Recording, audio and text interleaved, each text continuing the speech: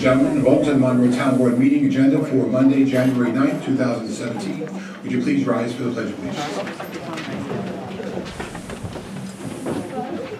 Pledge allegiance to the flag of the United States of America and to the republic for which it stands, one nation, under God, indivisible, with liberty and justice for all. Good evening, ladies and gentlemen. We're here for a couple of items today. 7 o'clock, we have the scheduled hearing for 555 Lakes Road, as well as for the dog shelter IMA. Please note for the record, to my far right is our town clerk, Mary Ellen Beans, town attorney, Mr. Nugent, Mr. McGinn, acting supervisor Cardone. To my left is Mr. McQuaid. Mr. Colon is absent, as well as Highway Superintendent John Shearney. I believe the 7 o'clock scheduled hearing for 555 Lakes has been postponed until or rescheduled for January 23rd, is my understanding. Yes, members of the board, we had forwarded correspondence to the board in this matter. Was going to continue tonight. We received some correspondence from counsel for the homeowner on Friday. We've advised that it will continue on the 23rd, and it is expected to go forward on that date. The building inspector is also available and will be here. And the town clerk is recommending 7 o'clock on the 23rd for the continuation. Okay. We need a motion for that? Yes. I'll make that motion. I'll second Call the question? Aye. Item B is the dog shelter IMA. That's the intermunicipal agreement. We need a motion to open that.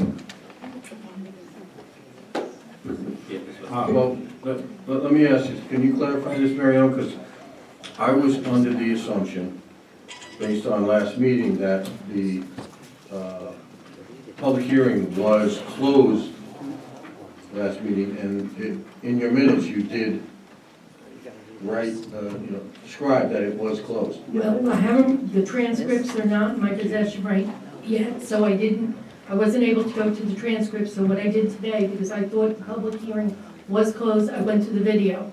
And at 2107 seconds, the town board closed the public hearing on the IMA. Yeah, my recollection was the board did close the public comment portion, but the intention was to obtain a revised draft, and then the board would discuss the revised draft of the agreement. Okay. Gentlemen, if you'd like to open up a discussion regarding the revised draft? There being no discussion? Well, there's a couple of other drafts I gave to the other board members, Harley. I think I gave them to you too. Okay. I have Rick's copies, he's not here right now. A couple of different ways of doing it with the fact that Woodbury would have the dog shelter, but we'd also keep ours open as far as a run-over shelter.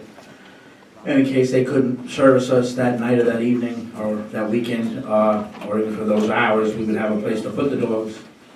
We also would have two of our guys hired by Woodbury, and then keep one of our guys here for the town to handle all the town stuff. That way, most of it would go to Woodbury, some of it would stay in the town. We would at least have maintenance of our dog shelter, which we put a lot of money into, and also had a lot of contributions from the community for.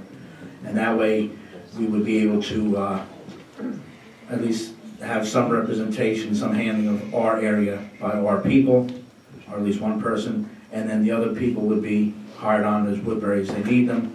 We know they have a lady over there who's going to be full-time, if she isn't already, and she would be running the place, but that would actually give our people who work here a chance to take a part-time job over there. And as far as I know, and I could be wrong, but I think everyone was willing to agree to that as far as all the workers. They realize that there's a move to save some money, and while they don't necessarily see those numbers the same way as some people do, they were more than willing to become part of that and to help out. So I think it's something to think about. I don't know if we're going to be doing anything tonight, but at least the copies are out.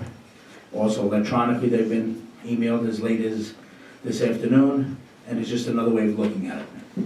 I personally, you know how I feel about it. but I'm willing to compromise and hopefully do something good for the public, and also to compromise with other board members who feel differently than me. I think it's worth maybe a shot, but we'll see. I know the board members just got them, so they're not, I'm not pushing anything at the last minute. I just wanted to give everyone the information. And some of it had been emailed earlier or last week, one this afternoon, and I'm not trying to do anything at the last minute. I think we should think about it before we act. What are the major differences in your proposals? The major difference I see on it is that we would be going to Woodbury as the dog shelter, and they would control the records. They would control the actual physical handling of the dog at the shelter. We would have a couple of our workers, and I think a couple of the board members did mention that they would be willing to think about hiring some of our people over there. I just think it's sort of a compromised position, and also to keep one person part-time over here to handle the dog shelter, because I don't want to have that abandoned and rot, and also to handle dogs over in this area and take emergency call-outs as needed, because sometimes you're going to have vacations, you're going to have people get sick, and you're going to have some coverage in our town by at least, say, one person. If the town board changes later and wants two, we could also get two part-timers, but at least to start with one. When you say handling of the records, you're talking about the dog licenses? No, I'm talking about when they get the dogs and they impound them over there, they have records of the dogs, they check the dogs out, they write things down, they have certain rules with ag and markets that they gotta, and I wrote, it's in the, I'm not a dog expert, but it's in here about what they keep records of. And also, they would have to, if they don't get claimed, as it says, there'd have to be, they'd have to look out for the health of the dog. They'd have to send it to a vet perhaps, have shots, everything else, if they can't determine ownership within a certain amount of time. And then they move on from there, but this would give, as I think you guys wanted, the town of Woodbury would actually run the dog shelter itself. But we'd have a runover shelter here, because their shelter is not as big as ours, and I've toured the shelter. And also, in case that dogs were running loose in Monroe, whatever, and they couldn't get to them, we could at least put a dog in a shelter for a short amount of time, and then do a transfer as soon as feasible. And also to have, as it says in there, if one of our workers, the one worker who would be here, let's say, had to get a dog, they could meet the Woodbury dog control officer, at a convenient spot, and they would take the dog then. Or they could come all the way over here to our shelter, whatever's more convenient for, I guess, Pam and the staff there. But it would at least give us some closer area or control of what goes on in our town, because our town is not small and neither is Woodbury. And I know you know where the dog shelter is over there. In certain parts of Monroe, when you're on the far side of Monroe, it's a little bit of a trip over there anyway. And if they're gonna, have our people have to go there for it, it's one thing. Maybe if a dog guy here catches the dog, they might look at the tags and be able to just drop the dog off at the house or something. I mean, our dog people have done things where they look at the collar, they identify, sometimes they could drop it off at a person if they know, especially if it's a repeat runner, as they call them, and they try and expedite the process not to cost the taxpayer so much. But it's just something to look at and peruse. Now, what I meant when I had asked, you have 3 proposals here. Do you know the differences in each proposal? There's some slight differences. I didn't outline everything. I just wanted you guys to have the information and look at it. And obviously with the proposals you put forth, and I think Mr. Nugent mentioned the revised things with the prices. Maybe we'll look at it and figure everything out. I'm not going to tell you which one is best or which one is totally different. They're all very similar, but these are things that have been given to me by dog people and people in the community, and also our dog workers worked on it, and they were trying to come up with a compromise for the town. So look it over and see what you think. Mr. Cardone, just so you're clear, Mr. McQuaid sent out 2, and he used the same form as the one that our office sent. So there's 3 documents. One of them is what our office sent. Right. He took that and created 2 additional ones, so he's got 2 proposals. So, right. It's the same format, so it's easy to follow. So we had our staff working on a contract, and we were paying them to work on a contract? Well, we would have one person here No, what I meant is you said that the dog staff was working on this agreement with you. They had a lot of suggestions, and they let me know what has to be done with dogs, and they didn't totally agree with it, but I told everyone that we all should work together and compromise on it, and figure out something that would work for everybody. You know, possible. Councilman McQuaid, Yes, did you discuss any of these numbers or proposals with the folks at Woodbury and Woodbury? no, because I wanted to have our board members look at it, see what they think about it, and then have, I guess Tony was dealing with them. Tony could talk to them and see what, you know, what they think or what their options are with that. There might be some agreement that could come along these lines. Because I do remember you did mention that you would look to hire our guys first, you would encourage that, so I think this encourages that. Just something to put in the mix. And, you know, maybe something to work out, you know, where we all can think it's fair for everyone and see how it goes the first year or whatever, 6 months to a year. Some of the dates are, there's some misprints on the dates, but it's all for this year.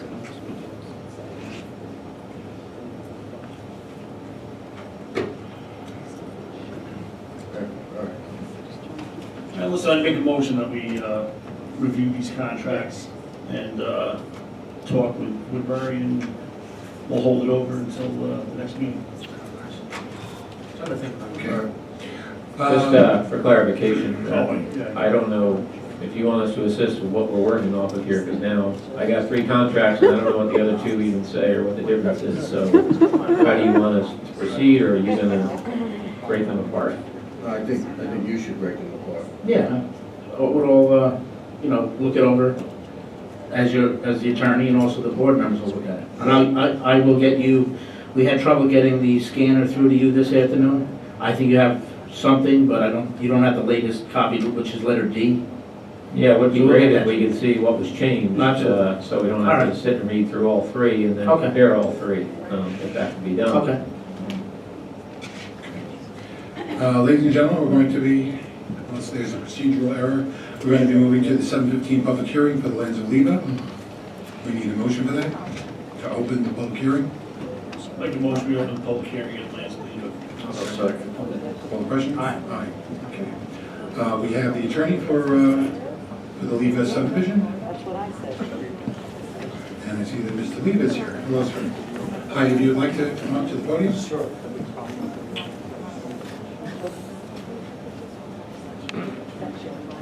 And if you would briefly describe the Leva subdivision, for many of us, especially Mr. Leva, I think you were a very young man when this first started out with your family. But please. My name is Richard Krogan, so good evening, Mr. Supervisor and members of the board. Under your local law, you have a special proceeding that allows for a hardship variance, and that's why we're here tonight.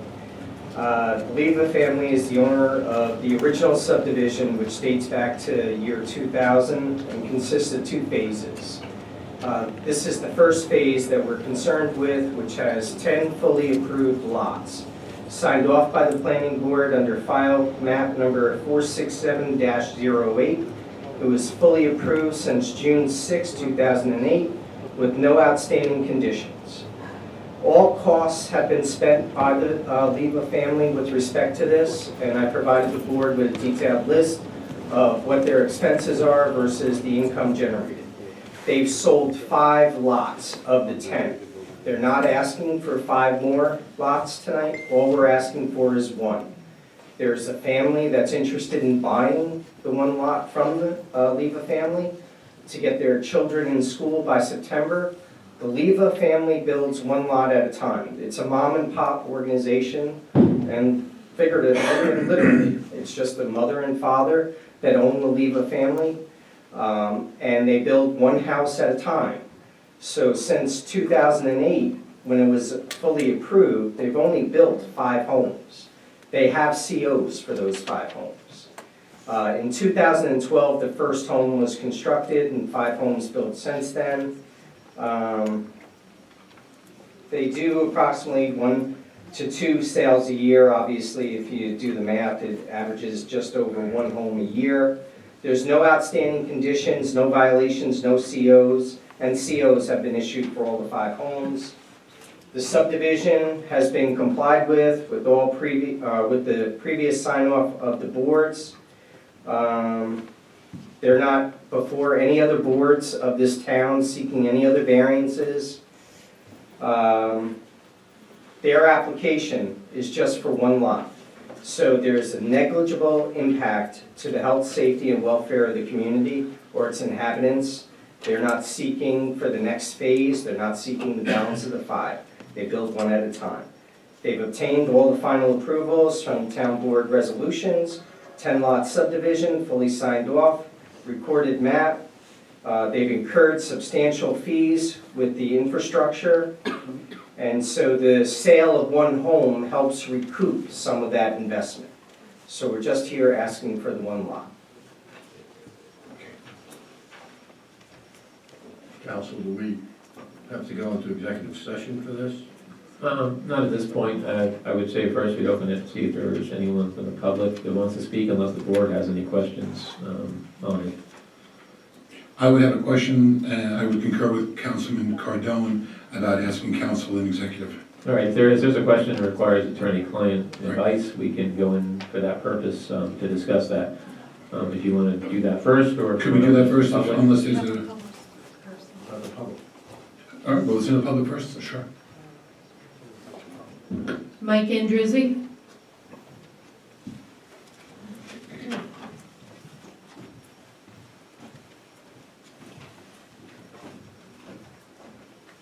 Good evening.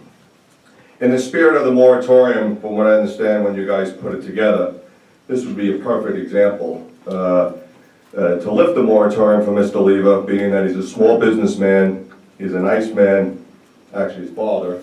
I was going to make a joke that he probably had hair when he first started, but hopefully he can take it. He's a nice guy, so I know the family.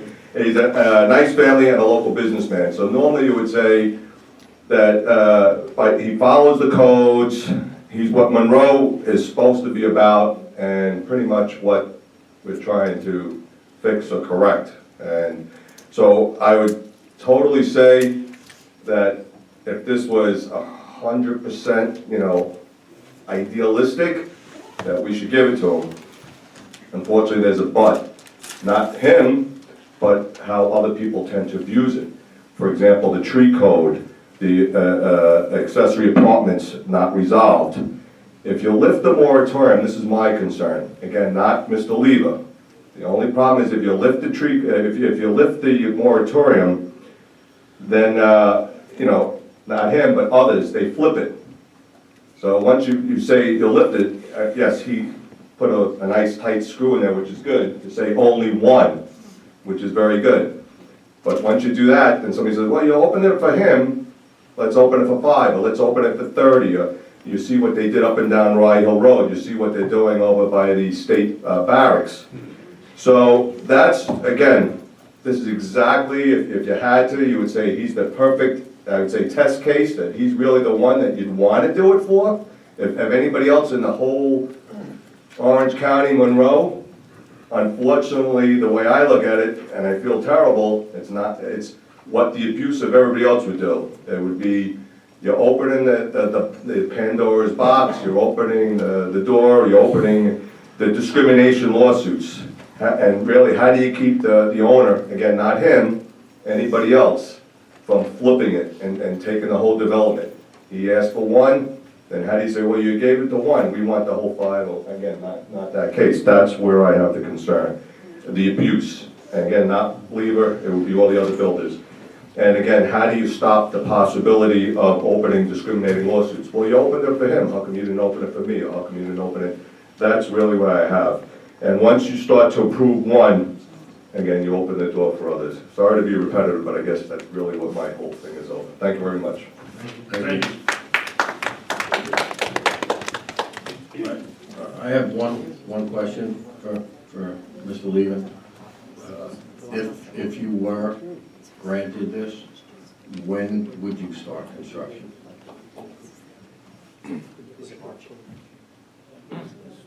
You'd have to take out the building permits, so we'd want to take them out in March so the home would be built by September. Is this, is the land cleared already, or is it forested, or what conditions the land in? It's cleared. It's ready to be built. Rich, is the lot identified?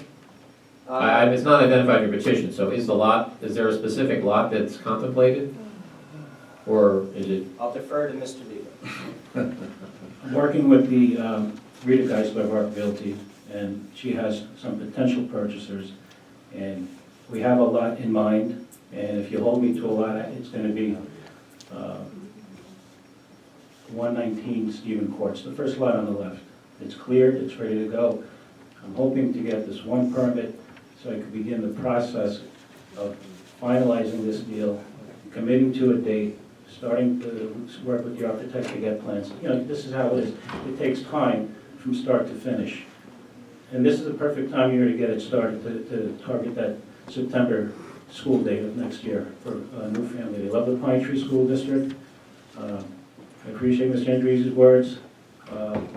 This is a small family business, like Mr. Krogan had said.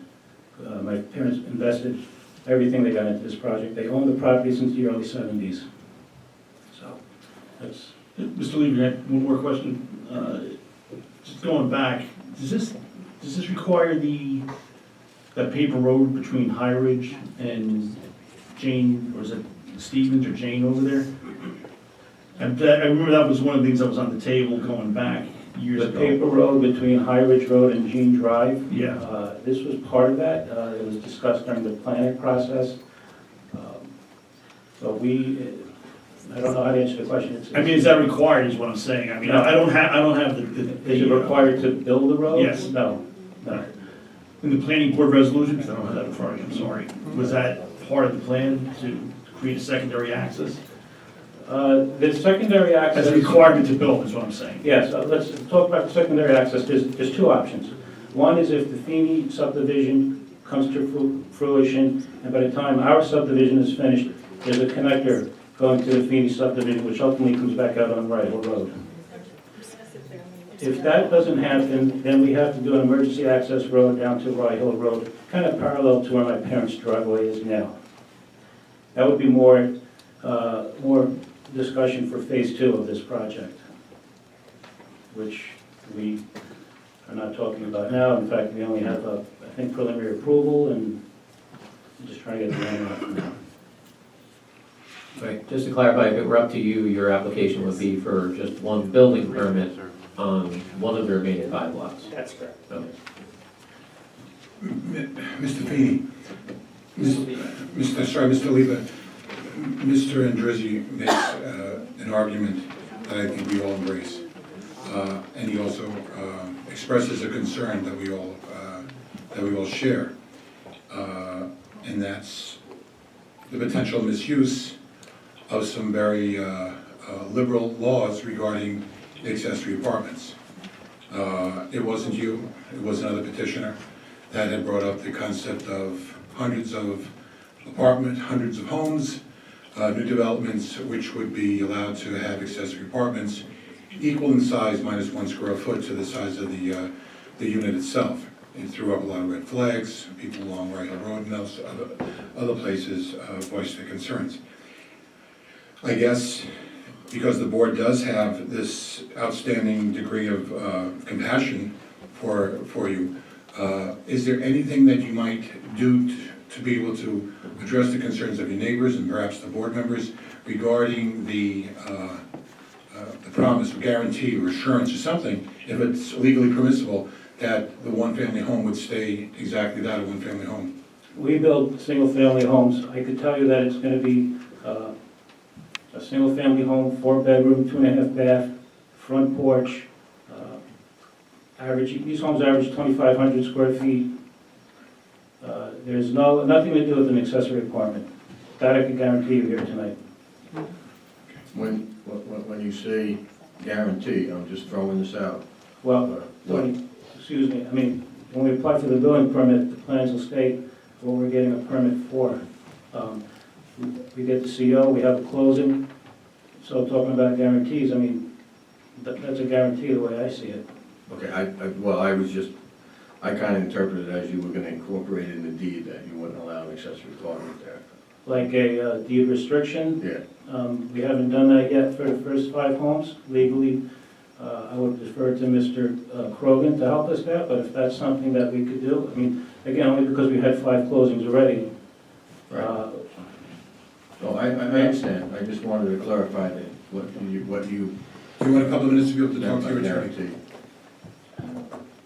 Well, why don't, we're gonna go into executive session, so I guess when we're done, Okay. why don't you talk while we're. We need a motion. I'll make a motion to go into executive Just, session. are there any more public speakers right now on this matter? I beg your pardon. Sorry, you didn't Ward sign Brown. up for it. Ward? Ward Brown, private citizen. It wasn't until I got a little involved, to say the least. I remember back in the summer, we had a one home owner, good guy, another guy, Ray, who came, and we denied him because of the same concerns. That once you open that door, as Mr. Mike Andrews said, you make that exception. We got a look, accessory apartment law on the books that our building inspector admits can't be enforced. We know it's been abused. And unless we repeal it, which this town board has somehow reluctant to do, we cannot make an exception. Because once we make the exception, the door is open. And those other LLCs will be right back in here. You know, discrimination and everything else. You get rid of that code, I had no problem with it, but we refuse to do that. That's the ramifications. Can't do it. Thank you. Thank you, Mr. Brown. Is there anyone else that would like to speak? That being said, we need a motion to I'll adjourn. make a motion, we go into executive session for attorney-client. Second. Call the question. Aye. Closed session. I'll make a motion that we come out of executive session and back into public session. I'll second. Call the question. Ladies and gentlemen, aye. Yeah. Ladies and gentlemen of the board, as you can imagine, this is a big concern. We want to try to do right by everybody, and the council has advised us accordingly, and I will turn this over to Mr. Nugent at this moment. Thank you, Supervisor. I just want to advise the applicant first. I spoken with the board and advised them that the requirement of a deed restriction cannot be a condition of the hardship application, as it wasn't part of the approval. So I just wanted to put that out there. In reviewing the petition, there are, as I understand it, there's basically a financial hardship, which is the basis for the hardship of the applicant. And in support of that, right now we just have some numbers in the petition, and what the board would like to see is some support, some documentary support for the financial statements that are in the petition with respect to the sales figures versus the cost of construction and infrastructure. If you have documentation that could back that up to some degree. You also talked about the trends with respect to market sales versus the cost of construction. If there's anything you could provide to the board that would support that statement. And if possible, just so the board has an idea, do you have an existing plan for a house similar, like plans that are already done? Maybe a PDF or something you could provide to the board to review? I think, and the other thing is just the board will be verifying, as I'm sure the statement is true, that the approvals were final according to the petition, if there's no outstanding issues. Is there anything else, the board? No? Okay. So you want to put this Want to hold this? I'll make a motion that we. Yeah, you already have 2 or 3 public hearings on the 23rd, so you might need to move to February, the first meeting in February, which would still give the applicant time if they were approved for a March building permit. That'd be the 6th.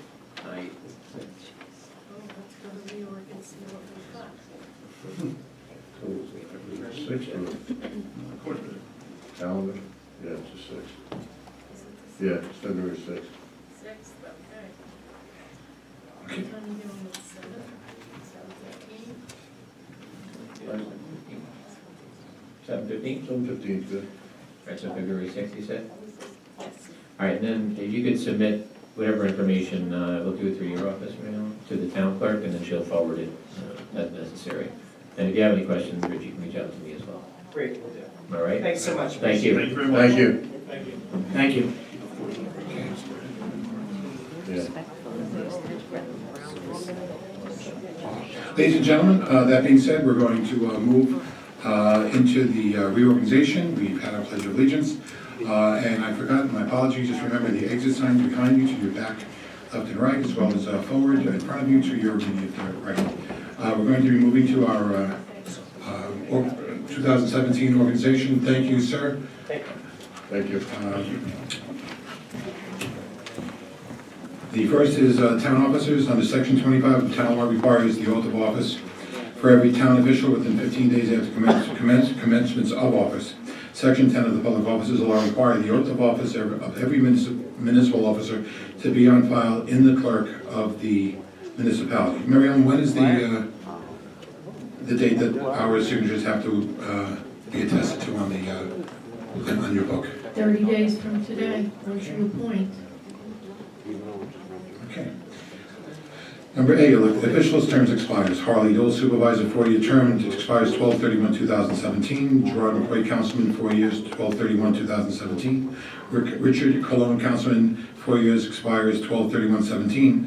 Anthony Cardone, councilman, expires 12/31/2019. Michael McGinn, councilman, expires, a 4-year term, expires 12/31/2019. Mary Ellen Beams, town clerk, 4 years, expires 12/31/2019. Merlin Winchester, town justice, 4-year term, expires 12/31/2017. Steve Milgram, town justice, 4 years, expires 12/31/2019. And John Shearney, highway superintendent, 4 years, expires 12/31/2019. Item B, officers appointed by the town board. The first is assessor April McDonald, term expires 9/1/2019. Registrar of Vital Statistics, Mary Ellen Beams, co-terminus with term of office of the town clerk, public health, 4121-23. Deputy Registrar Patty Cash, a 1-year term, 12/31 expiration, 12/31/2016. That's a registrar appointment. And acting supervisor, 1 year, 12/31/2017. We need an appointment for tax collector for Mary Ellen Beams for a term of 1 year for 12/31/2017. I'll make that motion. I'll second. Any discussion, call the question? Aye. Aye. We need one for deputy tax collector Patty Cash, a 1-year term, for 1 year, expires 12/31/2017. I'll make that motion. I'll second. Second. Call the question? Aye. Aye. Aye. We have, for the town attorney, Listen, I'd just like to make a motion, we have to appoint an acting supervisor. I'd like to make a motion to appoint Tony Cardone as the acting supervisor. need a second? I'll second Call the question? it. Aye. No. Nay. I want to ask Rick when he gets here. Yeah, we'll wait for Rick on the 23rd. Well, just, Mr. Nugent, I assume that would be a holdover then? The acting supervisor? Yes. Yeah, I don't think, he's already been appointed, so he can continue to act unless you change it. That's fine. Town attorney, I believe Mr. Cologne is not here, but someone wants to make a motion for town attorney. Well, correct me if I'm wrong, but I believe the RFPs went out, so we have, Well, they haven't approved yet, but you have them. They've been provided to the board to be issued. So if you want to have us just remain on until you put out the RFP and have responses, we can do that. absolutely. That sounds reasonable. We have to make a motion. I'll make that motion. Second. Call the question? Aye. Aye. Town engineer, Mark Etzel, I believe that Mr. Cologne would want to have input in that. I'll make a similar motion to have the town engineer remain on his, I guess you call his contract until the RFPs go out, until further decision is made at the current rate of pay. Under the current terms and Current conditions. contract. I'll second it. Call the question? Aye. Aye. Office appointed by the supervisor, secretary of the supervisor, name is Christine Tucker, term 12/31/17. Can we- Historian, Can we just clarify that it's a confidential secretary to the supervisor? I have to check to make sure that that is what the HR has been given from Well, under state law, I believe it's listed as a confidential secretary, which the supervisor has the ability to appoint. And I believe the budget line is also for confidential secretary to the supervisor. how do you want to do this? I'm not exactly aware of what the designation from the HR is, from the civil service. Yeah, I think HR was talking with civil service about the exact time. I don't know, did she ever get back to you? Harlan? She did, I don't have the information right here. Mr. Nugent, care to opine on the town law? I believe that the title, even in Orange County Civil Service, is confidential secretary to the supervisor. That's how they describe the job. If that's the person you're talking about, that would be designated by the town supervisor. Is that the position we're filling under Town Law 29, your appointment, Mr. Supervisor? It's been secretary to the supervisor, what I have, or confidential secretary to the supervisor. However, the board wants to. But I'm saying, approve or is disapprove. this person the one contemplated in Town Law 29 that you Yes. appoint? So I'm not sure it's critical, but as long as that's understood, that's the person we're appointing, then we can always verify, Okay. make it subject to verification of the proper title. Okay, the historian, please help me, I just drew a blank here. I would make a motion, I'll make a motion that we reappoint Jim Nelson as the town historian. I'll second it. Call the question. Aye. Aye. Okay, officers appointed by the town clerk, town, subject to town law 20, section 3, subsection C. Deputy clerk Patty Cash, a one-year term expiring on 12/31/2019. That date doesn't look Yeah. right. Those dates last year, discussing with the board, I let the board know that my appointments were gonna go co-terminus with my term. And that's what was done last year. So their names are just there to be in the reorg, but their terms go to 2019.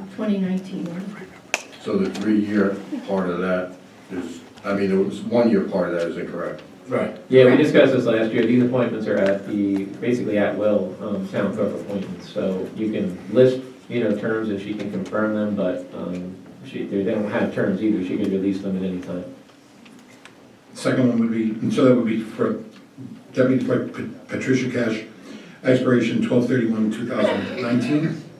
Deputy Clerk Gedalia Zaganin, expiration term 12/31/2019. Deputy Clerk Alexandria Travato, expiration term 12/31/2019. Officers appointed by the Highway Superintendent, Superintendent of Highways. Deputy Superintendent of Highways, Bill Brown, expiration of term 12/31/2017. We have the planning board and the zoning board. Mr. Supervisor? Yes. Can I just interrupt for a second? We have another attorney here from the firm, from the ethics board, that I believe wants to, has been waiting to submit a report. Can we take a quick executive session, 5 minutes to Sure. attorney-client, and take care of that before we go into the rest of the program? Sure. We need a motion. I'll make a motion. I'll second it. Okay, call the question. Aye. So next one is going to be applications. We're going to be returning to our agenda and the continuation for the reorg. Okay, we need a motion to return. I'll make that motion. Second. Call the question. Aye. Okay. We were at the Planning Board and Zoning Board of Appeals, one member and one chairman designated annually.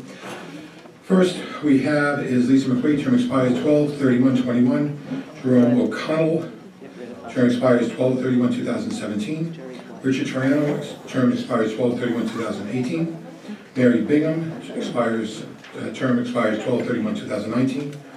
Anthony Vaccaro, there's an O missing at the end. Term expires 12/31/2020. Gary Abrignani, term expires 12/31/2022. And Audrey Schwartz, term expires 12/31/2016. There is a vacancy, we need a motion for a vacancy to fulfill.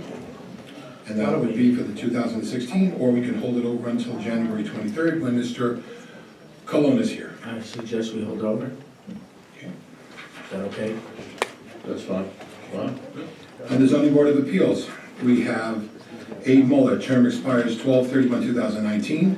We have a vacant position, term expires 12/31/2020. We have Jonas Hoffman, term expires 12/31/2016. Joseph Davies, 12/31/2018. Vacant position expiring 12/31/2017. And we have alternate members, and that would be 12/31/2019 and 12/31/2019. We also have Seth Bader appointed for 18/16 and needs to be appointed to a slot. And Robert O'Neill appointed for 18/16 needs to be appointed to a slot. I'll make a motion that we appoint Seth Bader to slot number 2. I'll second. Okay, bear with me. Okay. And I'm assuming you're one, Mr. O'Neill for 5. Let the motion go through. We need a second for them. I second. Call the question. Aye. Aye. And I'll make a motion to appoint Robert O'Neill to slot number 5. I'll second. Call the question. Aye. And we're going to have Jonas Hoffman as a holdover until January 23rd, is that correct? Yes. Okay. Board of Ethics, 5-year term, Monroe Code, Section 4-7, General Municipal Law, Section 808, 9 members, one of whom must be elected or appointed by a town employee. Anne Marie Morris, to a term to expire 12/31/2016. I'd like to make a motion to reappoint her. I'll second that. Call the question. Sorry, any discussion? Call the question. Aye. John Vest, term of expiration 12/31/2019. Peter Neubauer, term to expire 12/31/2020. Mike Egan, term to expire 12/31/2017. Thomas Sullivan, term to expire 12/31/2019. Kathy, and I apologize if I do this, Happenecker, term to expire 12/2019. Lance Whitman, term to expire 12/31/2018. Paula Phelan, term to expire 12/31/2018. Susan Pendergast, term to expire 12/31/2018. One question. When is the expiration date for the first slot, which is Anne Marie Morris? How many years out does that go? Or 2 years or 1 year? It's a 5-year It's term. 5. Okay, so 5 years. It's 2021 or 22? 21. 22. Right?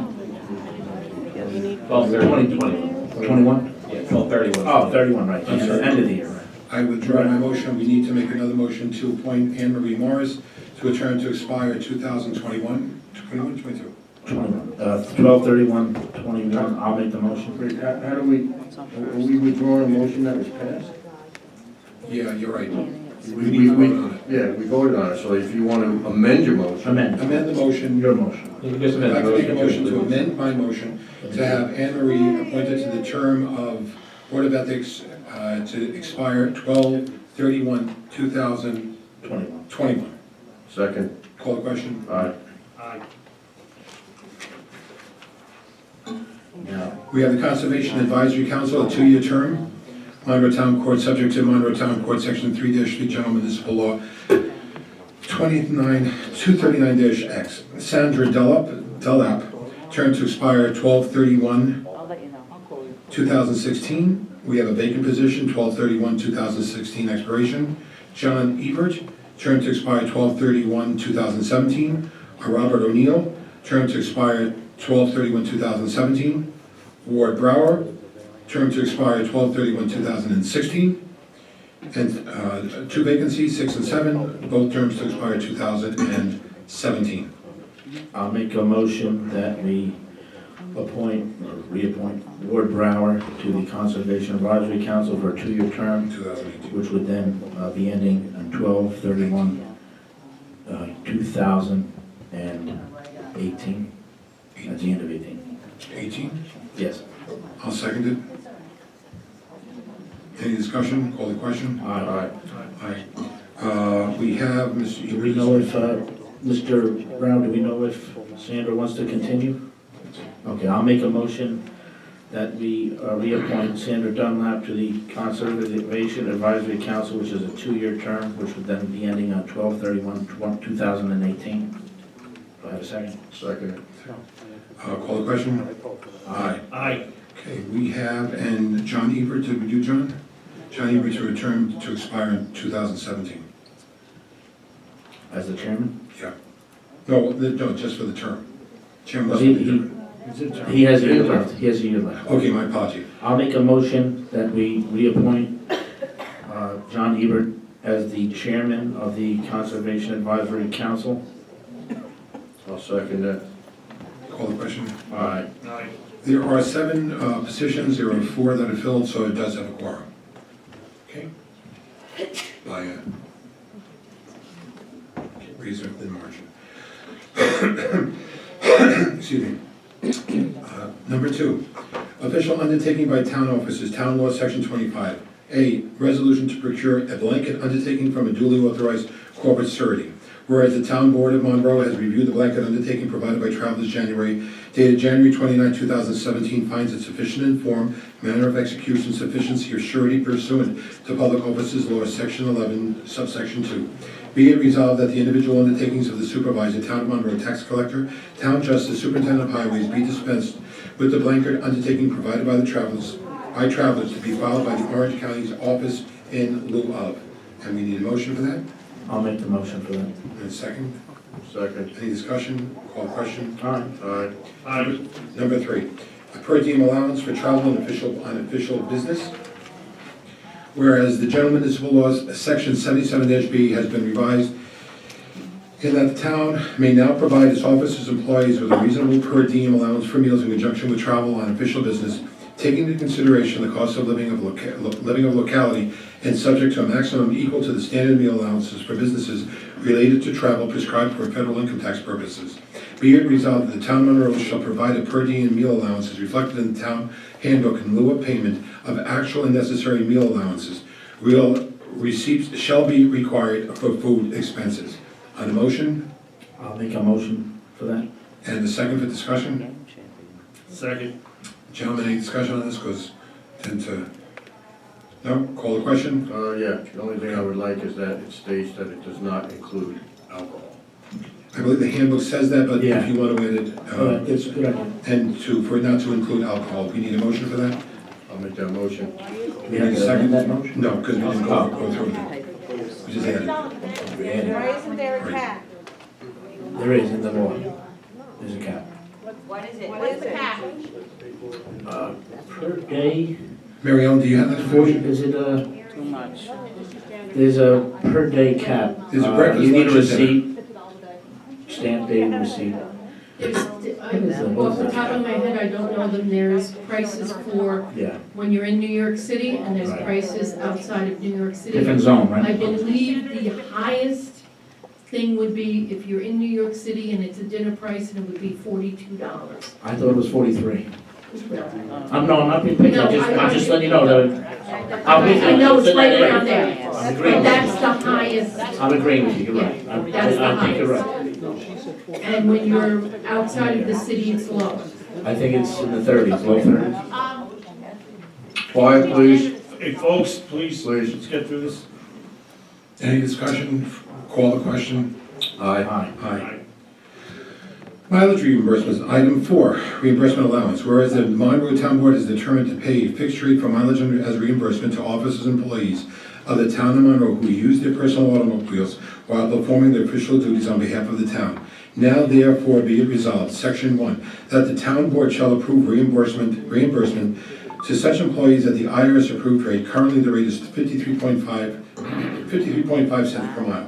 Section 2, that the town board shall approve reimbursement to such town officers at the IRS approved rate for mileage reimbursement outside of the town of Monroe, currently at 53.5 cents per mile. Section 3, that this resolution shall take effective immediately. We need a motion I'll make the motion. and a second for discussion. Second. Any discussion? Call the question. Aye. Aye. Item number 5, rules of procedure, town law. Be it resolved that the town board shall conduct itself according to the Robert's Rules of Order to the extent that Robert Rules of Order are consistent with the town law of the state of New York. Which We version? need a motion. Which version? We need a Which motion, volume, version? just for discussion. Okay, I'll make the motion. I'll second it for discussion. Yes, Rick, myself, and Mike had asked that our attorney prepare some guidelines and regulations for behavior.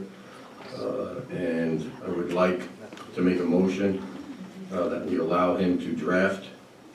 We have this one, Mr. Nugent, sorry, Mr. Cardone. Let's do this one, and if you want to hold over to the 23rd when Rick is here? I'm not asking to approve, I'm asking him to draft regulations pertaining to behavior I and the think, way we conduct ourselves. I believe it's already been drafted, so it's just a matter of really putting it out and then us looking it over, so it's not, you know. So then would we agree to a holdover for the 23rd when Mr. Cologne is here? Well, yes, I guess by then we'll all have a copy of the rules and have a chance to read them and then talk about it, you know, being further informed. When was this drafted, after the December 5th meeting? No, it was drafted after I sent the email to. Yeah, there was an email where Mr. McGinn indicated that himself and Mr. Cardone and Mr. Cologne wanted to draft some rules to be presented, and then you guys would discuss them and decide what you want or don't want. So I can provide that to the board before the 23rd, and then we can discuss them at the meeting. Now, is that rules pertaining to, like, public comment with the board and the public, or is that just the board, or is that, what is it? I It would don't, include public comment, it would include public hearings, it would include general conduct of the board, and the board is free to add to it or take away if you want other topics in there. okay, thank you. You're welcome. those rules. Number 7, open meetings law requirements, town law Are section, we, holding over to the 23rd. we're holding over Robert's rules? Now, we can vote on Robert's rules. You have a motion on the floor. Yeah, We have a motion. have a second. Yeah. Yeah, the board can approve Robert's rules in the current version if you would like, so that's clear, and then you can always have your own rules added on the 23rd or after tonight at any point. I haven't myself read Robert's Rules of Order to the extent that I'm familiar with, and again, my understanding is that Robert's Rules of Order is a parliamentary process, and it's not something which town law has been advised by the Department of Open Meetings or local government by Mr. Friedman. That's something which we should adopt. So until we have clarification on that, I would prefer once again to even hold that over until the 23rd and Mr. Cardone can opine. And we'll have Wait, so complete you made a disclosure. motion to approve it, but now you don't want to approve it? No, it was a motion for discussion. He said second for discussion. Second for discussion. I made the motion. Right. I guess we could wait till the 23rd, and then we'll have a full understanding of the board. Can we get the copies of the Robert's Rules of Order for the town board Well, members? you gotta call the question. Call the question? Aye. No. Aye. Seeing as how we're gonna address it on the 23rd for now, I'll say no, for a holdover. Any regular monthly meetings. Be it resolved that the town board of the town of Monroe, that the town board shall convene for regular meetings on the first and third Mondays of each month during 2015 with the exceptions. Be it further resolved that all town board meetings shall be held at the Monroe Senior Center at 101 Mine Road, New York, or at the Town of Monroe Art and Civic Center, TMAC, 34 Mill Pond Parkway, Monroe, New York, at the town board's election. All meetings shall begin at 7:30 unless noticed for a different time. On a motion, I'll make the motion. I'll second the I discussion. just wanna say there's a typo in the first sentence, it should be 2017. Yeah. Sorry. No, it's not you. Second for discussion. Any discussion? Call the question. Aye. Aye. Who seconded it? I did. Aye. Special meetings B.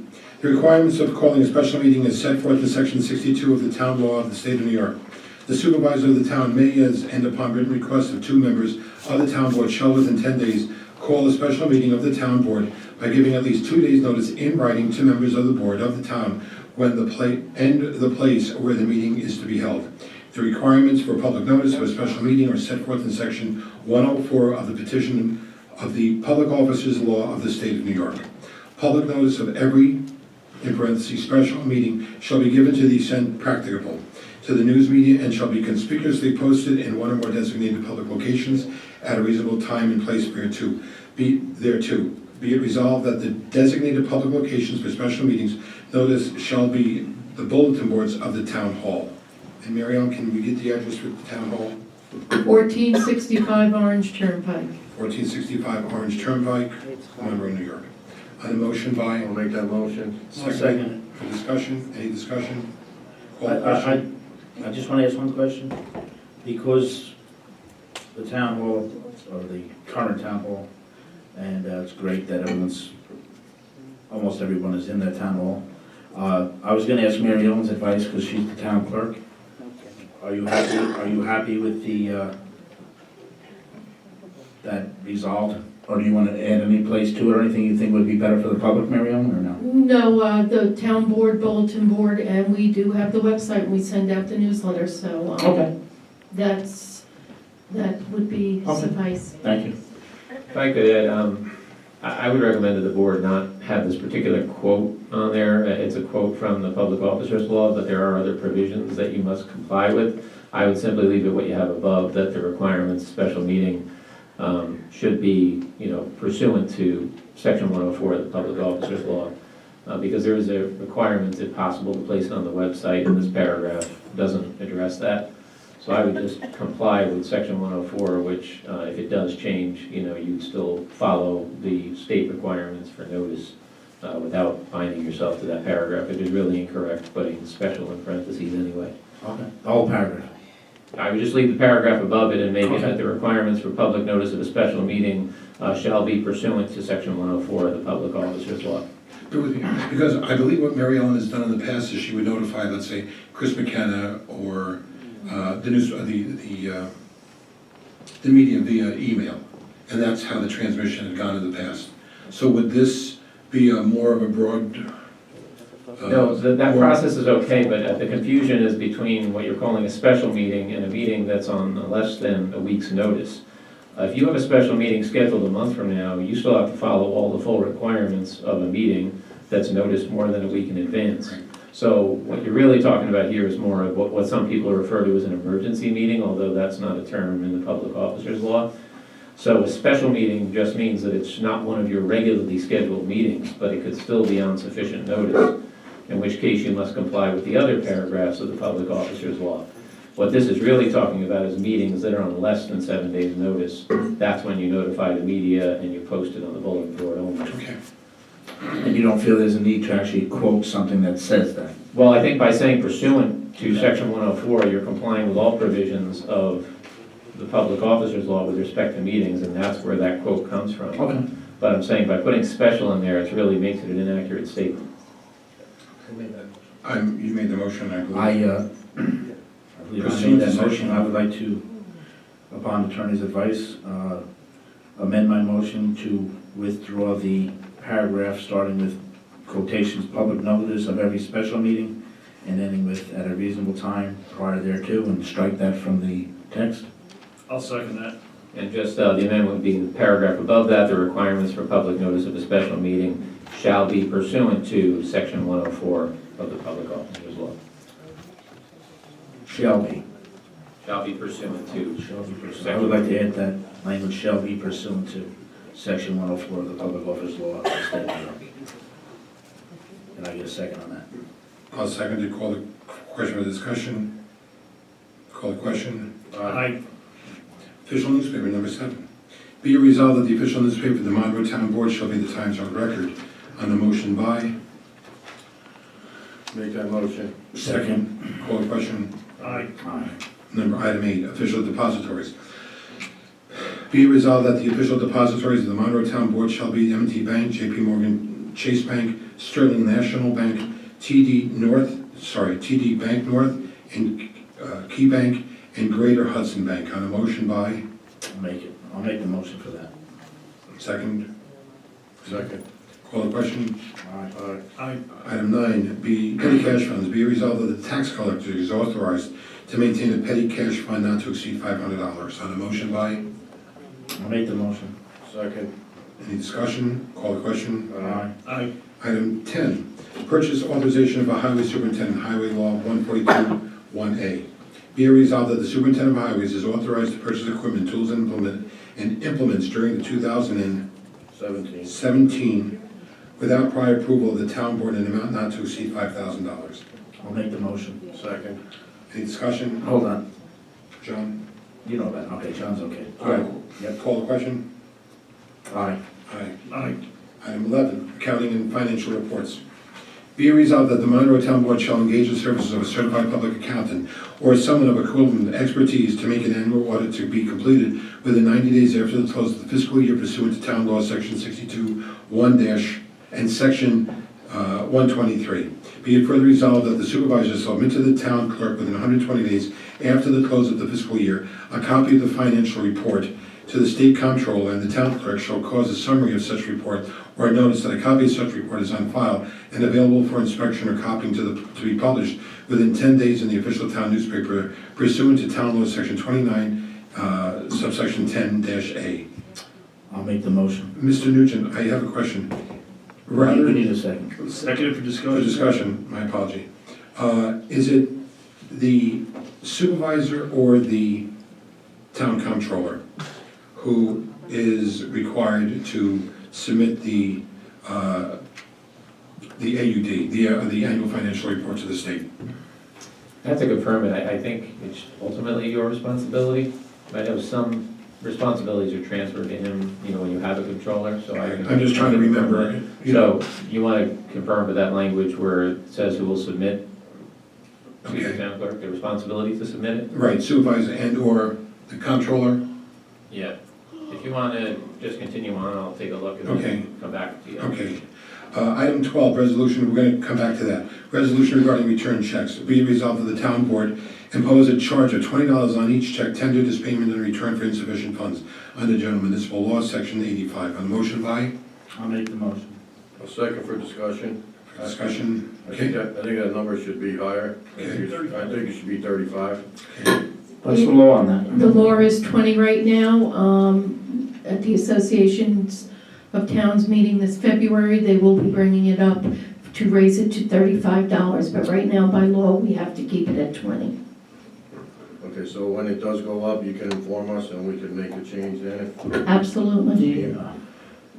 Okay. Very good. Can you call the question? Aye. All right. Item 13, resolution authorizing immediate deposit of funds. Be it resolved that the tax collector is authorized to deposit all tax collections in interest-bearing accounts as a temporary investment measure under General Municipal Law, Section 11. On the motion by? I'll make the motion. Seconded? Second. Call the question? Aye. Okay. Under item number 14, be it resolved that the town of Monroe shall observe the following holiday schedules for its employees. 2017 Monroe Holiday Calendar, holiday schedule for employees not covered by any collective bargaining unit. Monday, January 2nd, 2017, New Year's Day observed. Monday, January 16th, Martin Luther King's Day. Monday, February 20th, President's Day. Wednesday, February 22nd, Washington's birthday. Monday, 29th, Memorial Day. Tuesday, July 4th, 4th of July Independence Day. Monday, September 4th, Labor Day. Monday, October 9th, 2017, Columbus Day. Friday, November 10th, 2017, Veterans Day observed. Thursday, November 23rd, 2017, Thanksgiving Day. Friday, November 24th, 2017, Thanksgiving observed. Friday, December 22nd, 2017, Christmas Eve half day. Monday, December 25th, 2017, Christmas Day. And here we have Friday. Before you read that? Well, we need a motion for it before you do it. Friday, December 29th, New Year's Eve half day observed. We need a motion. I want to get a discussion, but I'll make a motion to start it. I'll second for discussion. Okay, Okay, discussion. the one issue I have, unless Tony wants to go first. Did you want to say something? Or Mike? No, the only thing I had was I think February 22nd should be February 13th, based on the county's calendar. 13th? Yeah. Which is a Monday, right? Which is a Monday, which is Lincoln's birthday, and I believe President's Day, which is technically Washington's birthday, is the 20th of February. That's Washington's. Yeah, Washington/President's. Okay. And you want to change the other one to the 13th From or the 22nd to the 13th. 13th? And that's Lincoln. Now, is this, I got two things to ask. Is this, with what Tony brought up, that coincides with the county, Tony? Coincides with the county, yeah. Okay, I got no problem with that. My thing is, I'll say one thing, a lot of places that have President's Day now only have what they call President's Day. They don't have Washington and Lincoln. So So that is just something I'll make an observation of, and I'll go along with that. But I'm just letting you know that's not typical. On the Friday, December 29th, which is New Year's Eve half-day, I have an issue with that, and I've had it in the past. I don't want to, I can't be the Scrooge because that would be Christmas Eve, but I don't agree with the half-day New Year's because most places don't observe that anymore. And it's not as if, unless there was a weather event, that you need to close downtown hall. And also all the employees, if you look at the package, especially for the full-timers, they have a lot of hours and days they can take. And if they need a half-day to go away somewhere for a specific party, I respect that. They could use their time. But to give half-days on New Year's Eve, especially when you're talking about a workforce that basically live not 2 or 3 hour commutes from the job, I have a problem with the half-day for New Year's. And I've had that for many years. I battled back and forth on that. And when I negotiated contracts, I made that also clear. So I would vote for 12 holidays, 12 full-day holidays, and a half a day for Christmas Eve.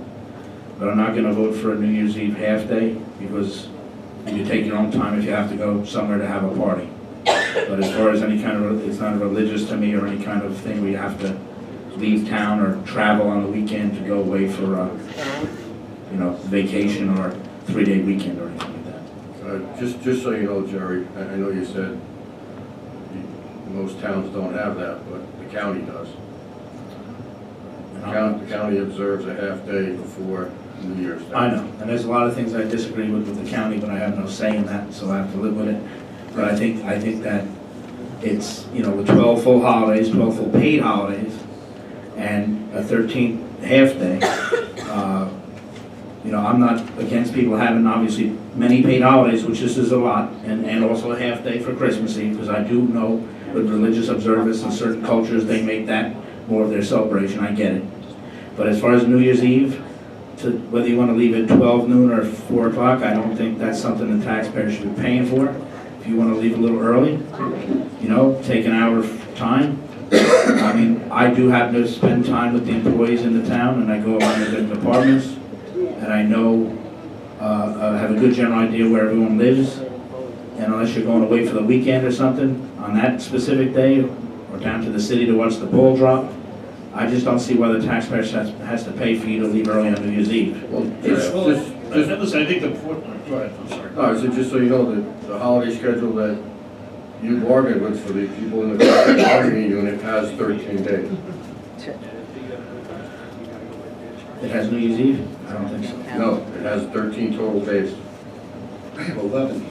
Yeah, but you have a floating holiday, and I think you have another personal day. No, that's highway, that's not for the other unions, or basic contract Can you negotiations. clarify that, Mary Ellen? I know that the town hall people have a floating holiday, yes, they do. And they got an extra personal day, yes, they do.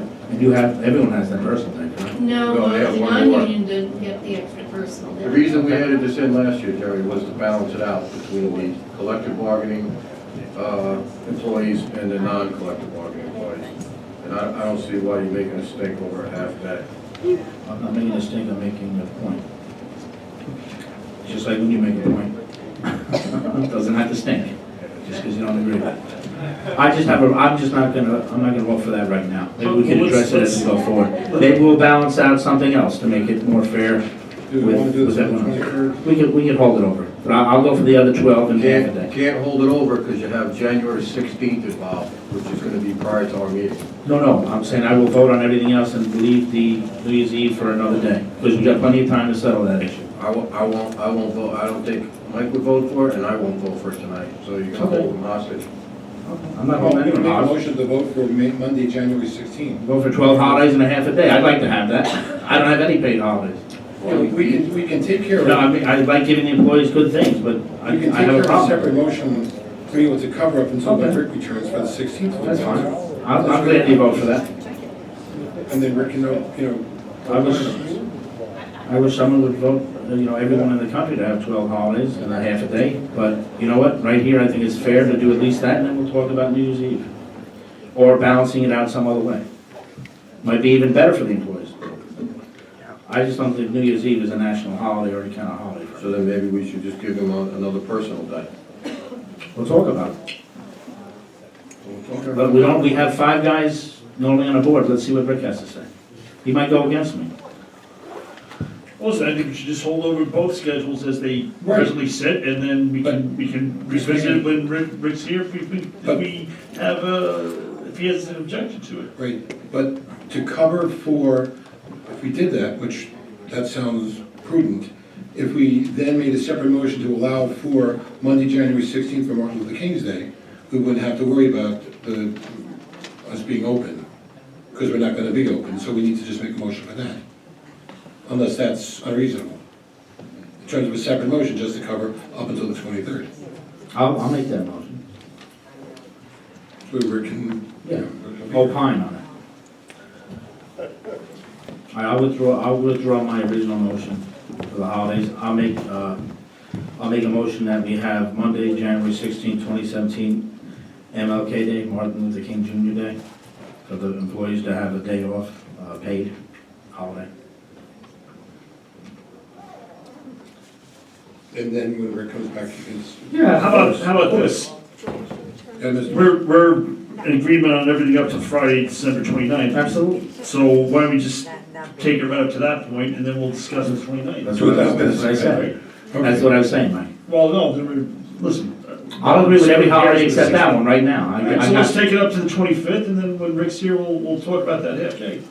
I said that 5 minutes ago, but I agree with you. Make the motion, call the question. All right, I'll make the motion that we put the 2017 Town of Monroe holiday calendar, holiday schedule for employees not covered by any collective bargaining unit, from Monday, January 2nd, all the way to Monday, December 25th, Christmas Day. Do I have a second? Second. Year 2017. Need to call the question. Aye. Aye. Reluctantly, yes. Okay. And then when Rick comes back on the 23rd, we can discuss on December 29th. Ladies and gentlemen, that concludes the. Supervisor, just want to yes. back and finish that. Oh, my apology. I believe it should be the controller. It is listed under the town supervisor's responsibilities, but it does indicate if you have a controller, Right, that's one of the responsibilities that would go to him under town law 34. right. And that's So- one which we don't have to vote on. It's one which it's conveyed under statute. And you submit to the state controller, so he Right. would basically prepare that report. Okay. All right, we need the motion for that. There was already a motion and a second for that. Second, you just got to call the question. Call the question. Aye. Aye. Mr. McGinn is absent, but why don't we just hold off because we're going to be going into the, can we take a 5-minute recess? Yeah. Really, do we All right. have to? Well, Mr. McGinn is out, so, Here he is. He come all back. right.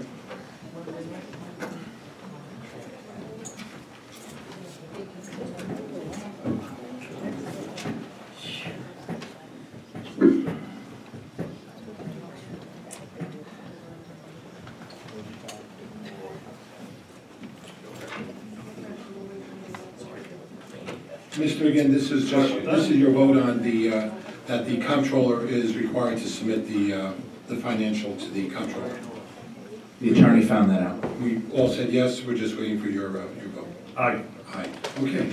That being said, we've concluded the reorg for the Town of Monroe 2017. Thank you very much. I don't think so. I think we have to approve the town board meetings, the dates. Yep.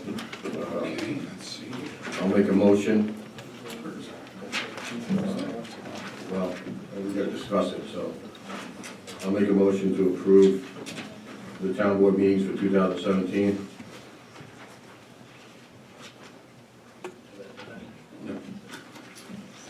Mine is, Mr. Cardell, do you have it? Yeah, it's in the back. It's in the back of your packets. It was not attached to.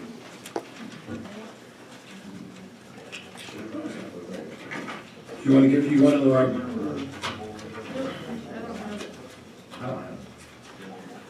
All right, you want me to read them all? yes, Yeah, yes. but But get a second so then this way. Yeah. I'll second Second for discussion. So, it's in the regular packet, but it's January 9th, January 23rd, February 6th, February 27th, March 6th, March 20th, April 3rd, April 24th, May 1st, May 15th, June 5th, June 19th, July 3rd, July 17th, August 7th, August 21st, September 18th, September 25th, October 16th, October 30th, November 9th, November 20th, December 4th, and December 18th. The only thing I think we should change, and I think it should be just omitted, is July 3rd. It's the night before a holiday, it's the Monday before a holiday, That's the fireworks that night. that's fireworks that night. I don't see us having a meeting that night. Do you want to replace it with the 10th? No, because, I mean, And then we can put this 17th to the 24th. That way you have 2 meetings a month. So I would think that, it's summer of last year. if we need to hold a meeting, I think we can call it, but I would say we eliminate that and, take it from there. If we- well, Also, December 18th, is I know this past month, this past December, we waived on the second meeting, and I think we're able to function quite well. And again, it's one of those things, if we need to hold a meeting, we can certainly hold a meeting. Well, why don't we keep it on till the area, and then we'll decide as we get closer, see how the year's going with the business of the town. And then we can make a decision then. Because I don't know what we're up against then. Well, we can always add it, though. Yeah, we can always add it, just like you can always take it away. My thing is for scheduling purposes, for vacations and everything else, bless you, that we eliminate those 2 meetings. Okay. Just as a matter of thinking about it, why don't we had a problem, we did have a little issue, we had to have a special meeting after the 5th. And I was worried about the billing cycles, but So what about want to do changing? the 11th or something? Yeah, Want to make the 4th changing the the 11th? 4th to the Yeah, 11th. want to do that? Maybe it'll make it better for the billing. Say it again? Make the 4th of December the 11th. And take out the 18th. Take out the 18th. It'll help with the billing cycle, I think. Oh, okay. And then you want to just do what for the July, then you want to, Just get rid of July 3rd, and keep keep 17th, the 17th. Harley. Okay. Call the question? Aye. Aye. Okay, we are moving into the body of the meeting agenda. We have a approval of minutes for December 5th, 2016. We were all present. The only question I had on it, Mary Ellen, was, I could be wrong, I did not view the tape, but the section where we provided Mr. Martin the opportunity to have Bridget work the additional time frame so he could get his audit work done by the 22nd. I was under the impression that that was when her last day of work would be. If the way that is supposed to be, and if it's not worded right, because I went to the video for that to make sure I was right on it. She was given till the 22nd. If the auditors did not get what they needed, that was her last day of work. That's what was discussed, If the auditors didn't get, what they needed. On the 22nd, on or before the 22nd of December, then that would be Bridget's last day of work. She was not supposed to come into work after that. okay. Why does it say Well, what do you position think? is to She end did on get what? December 31st, 2016? Did she get what? I don't know. I don't know. I do, actually, because I spoke with the auditors the other day. Mr. Nugent, you're gonna have to give me a couple minutes, because I have to dig out the email, and I believe there were a couple of items that were missing. They weren't substantive, but they were absent regardless. A couple of them had to do with some of the members of the board having to be interviewed. One had to do with a questionnaire that needed to be developed by one of the board members. There was something regarding the appraisals of town property that had to get done. I sent it as an email to the town board members. I can gonna dig it out if you give me a couple of minutes, but that's what was represented to me by Mr. Kopf last week in my discussion with him, and I memorialized that in an email, as well as a tentative date for sometime on Wednesday between myself, Mr. Dr. Martin, a second town board member, and obviously any other town board member who would want to be present, obviously subject to not more than 2 members at the same time. So I believe that should have covered that part, but again, I don't have any more information, just, you're gonna have to give me a couple minutes to dig it out, unless one of you gentlemen can pull out the email from you, from your server. Well, I think here in the minutes with the, right after it says not to exceed 20 hours per week, then it says comma, position is to end on December 31st, 2016, the end of the year, I guess. I know that we also had a chance to hire the person we did hire starting in January to be a bookkeeper. And we decided as a board, we didn't hire that person because we didn't want to get into having to go then put a raise in the new year, as Tony brought up. So I think that you had to cover the spot anyway to finish out the year with all the stuff that comes up at the end of the year. And I think that when Tony made sense about the 2% raise, so we didn't hire the new employee until effective after the new year, which I agreed with also, once that was brought out. So. I guess what the question is I guess we don't know, because Peter's not here, did anyone authorize the extra days of work, is really what it comes down to. I spoke with Peter about it. I believe Councilman McQuaid did, and Mr.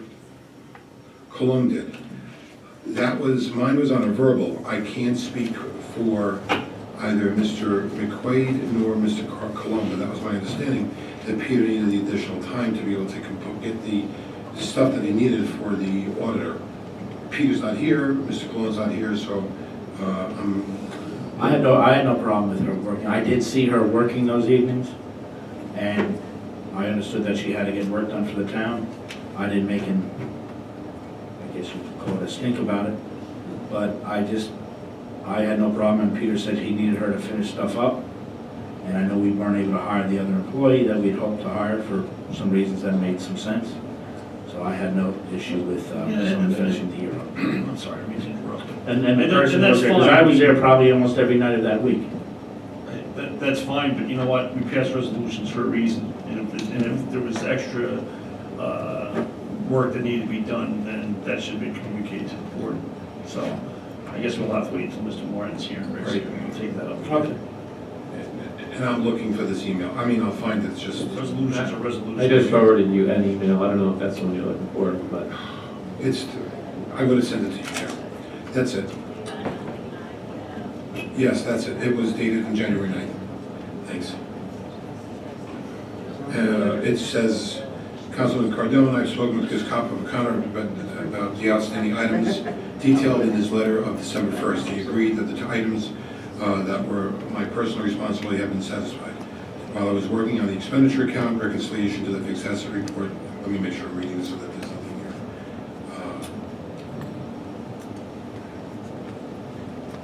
here. It is, as I mentioned to you.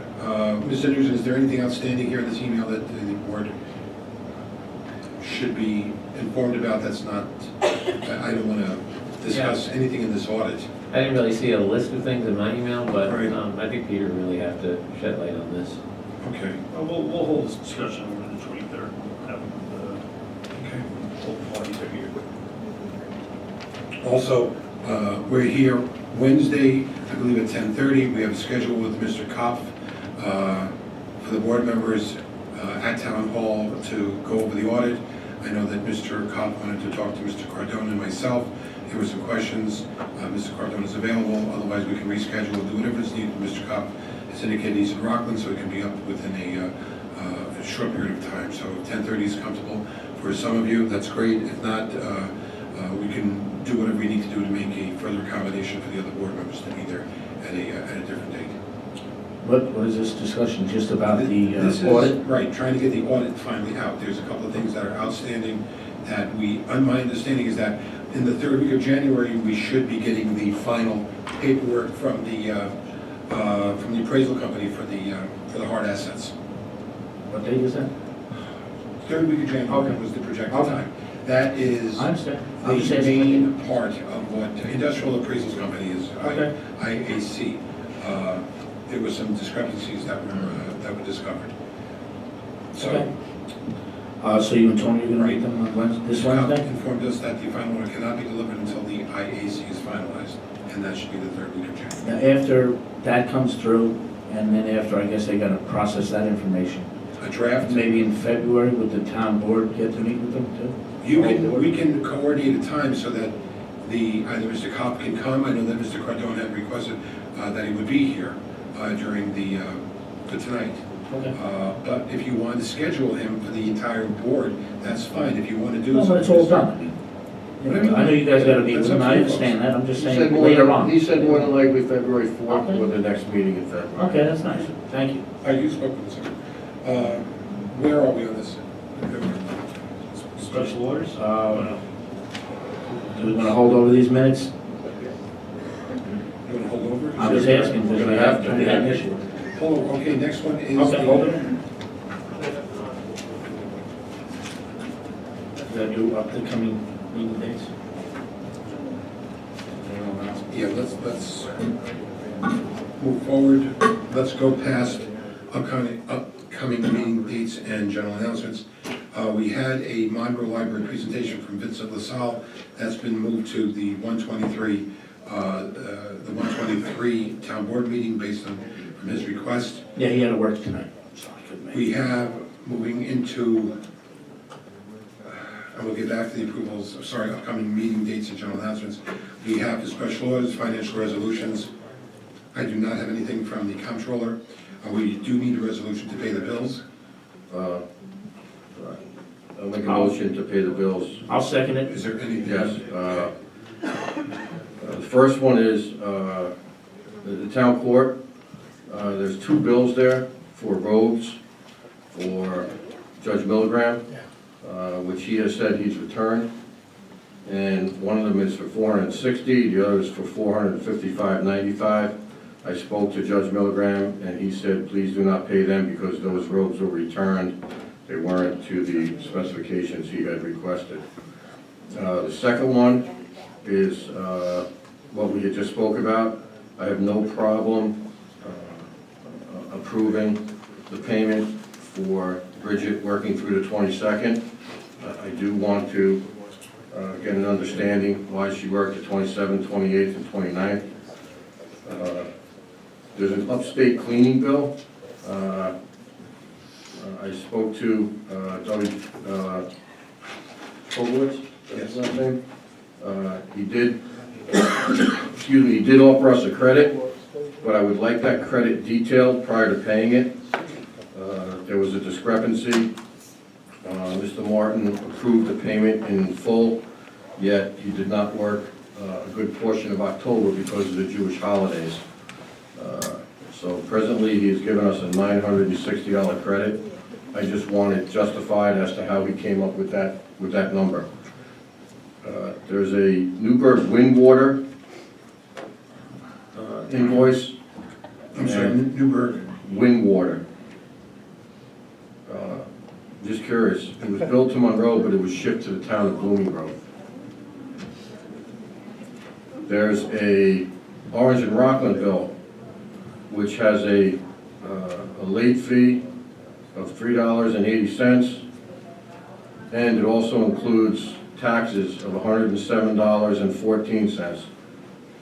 You know, our controller should be catching these before he's signing these. Right, well, let me discuss one moment regarding that. I'm glad you brought it up because we had been issued a credit from Orange and Rockland, not Orange and Rockland, but I believe it's from the vendor, because we had been coded for quite a while and we were paying taxes. It seems as though, according to what you're saying, and thank you for catching it, is that they're re-levying a tax which would be obviously exempt from. The credit was done, if I remember, this was about a month and a half ago, I remember calling, and they wound up issuing, actually, it was more than that. I think Christine had worked on doing that, so we'll get on top of that as well. Do you have the total for the taxes? It was $107.14. Okay, thank you. And I'm sorry, just to back up, the first two were Bridget, right? Yep. All right, after I the have no 22nd. problem approving it through the 22nd. All right, so after the 22nd. There And was then there was three one- dates, the 27th, the 28th, and the 29th. Okay, and then there was one, I believe there's another one right after that? I don't have it. Upstate cleaning, Right, that's it. I have that. Okay, go ahead, I'm sorry I interrupted. and then the last one was safeguard. There was a late charge of $3.50.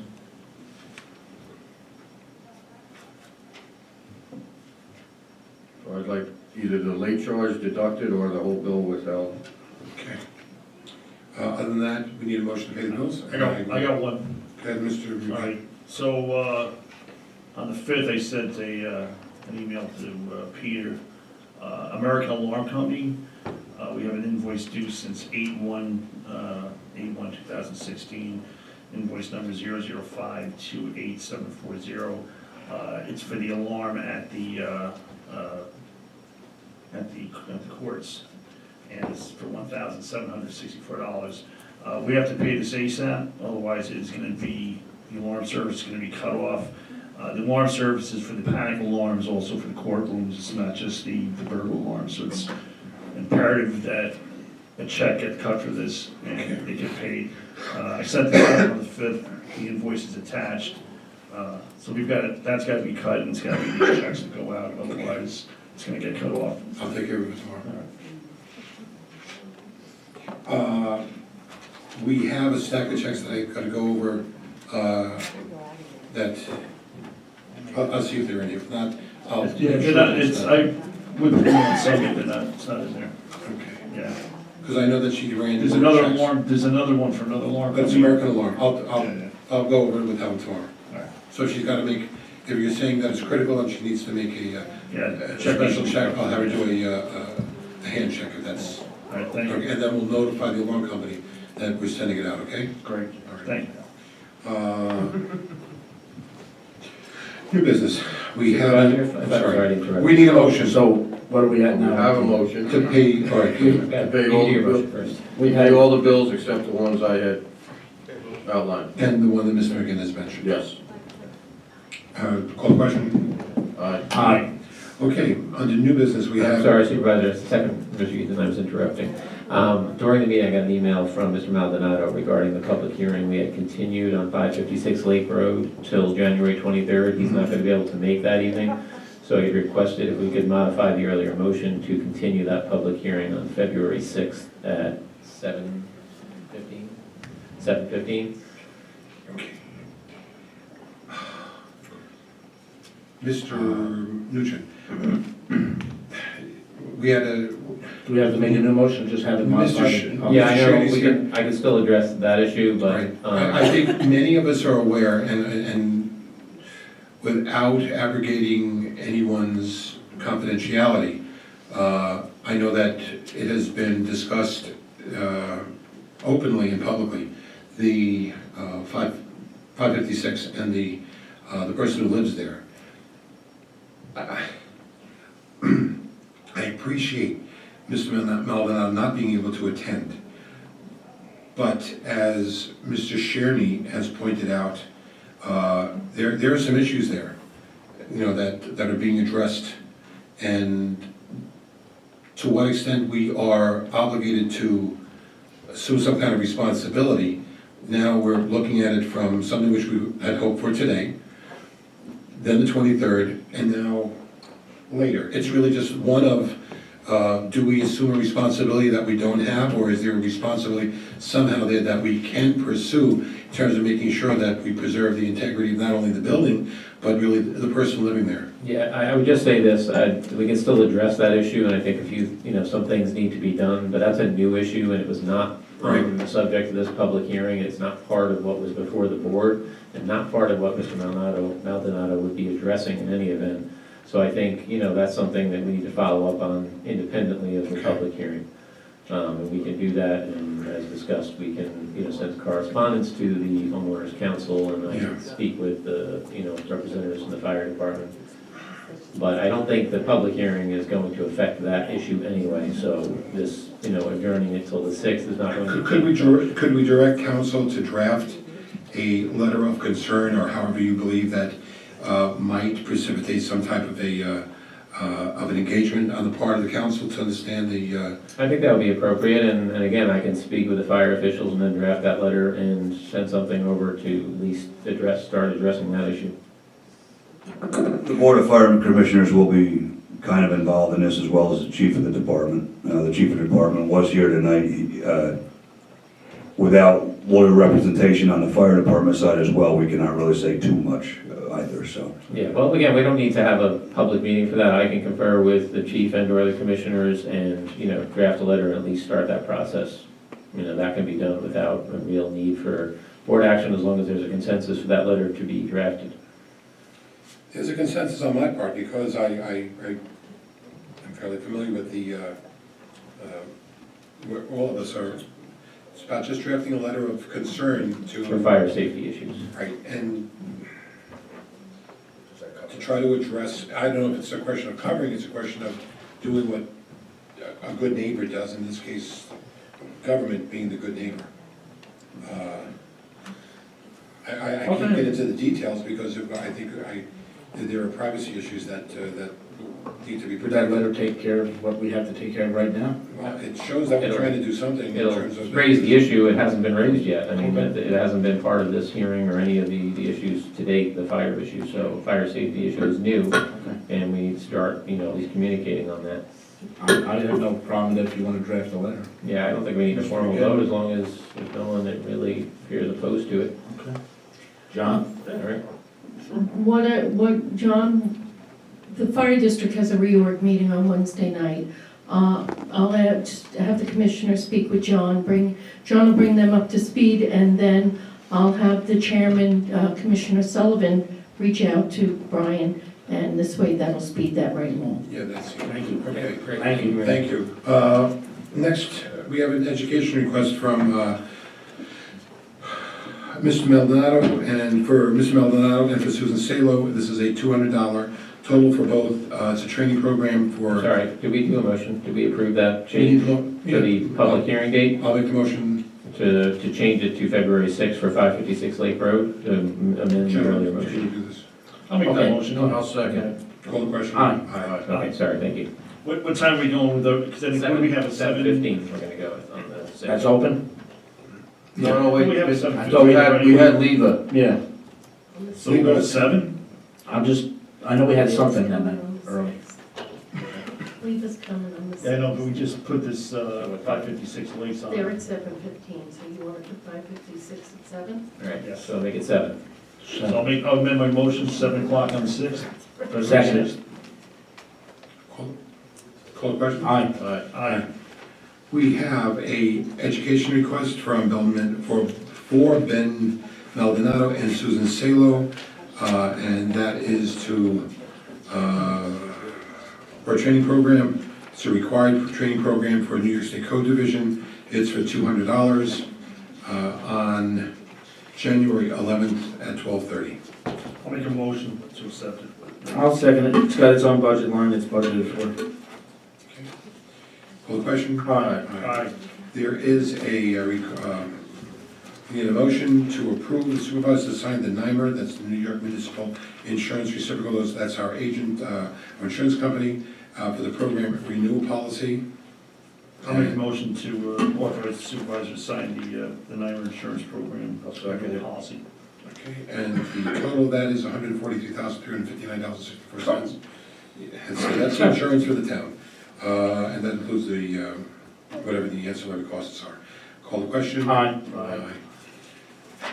Bear with me. We did the town board meetings. Yeah, I have it now. My Yeah. apology, yeah. That's where it was. All right, we can skip over C and we go to Solitude Lakes. This is for Round Lake. This is the contracts for Solitude Lake Manager and Allied Biological approved supervise the sign proposals for management of Round Lake. If you want to review it or you want to hold it off to the 23rd, I know that Christine had told me that she would like to get this in so that there was as little delay as possible in terms of getting these permits done. But you just received it. It's not inexpensive by any, What was the other bids? other bids? No bids. This is the annual contract. It's $18,882. Any additional lake treatments are $885 for 5 acre minimum, and that's would be for Q-Tree. I understand that. Is there any competitive bidding on that? We've never gone out for a bid in all the years that we've done this. If you want to go out for a bid, we can. The question becomes whether or not the shrinking window in terms of permitting is going to wind up closing up, and that's what will happen. But that's up to the board. How long would it take to get I can't answer that.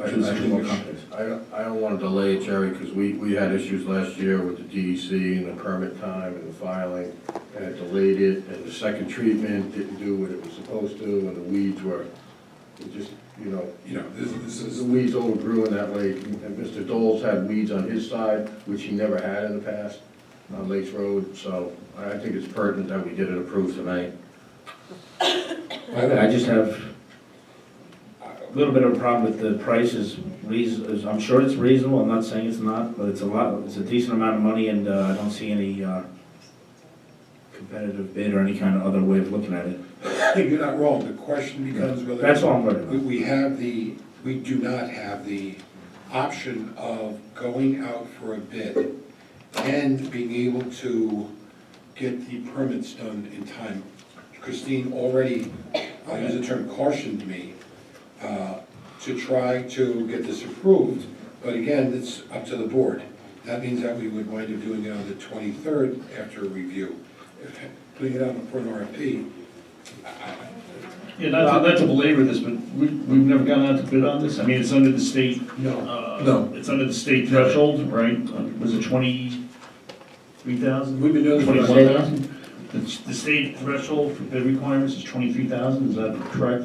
Well, it's 20 for purchase, 35 for service. But in this case, you're talking about biological services, which would most likely be a professional service. So you don't have to have an RFP. You should ideally solicit, a quote at least from other Right. professionals, or unless this is there is something called a sole source provider.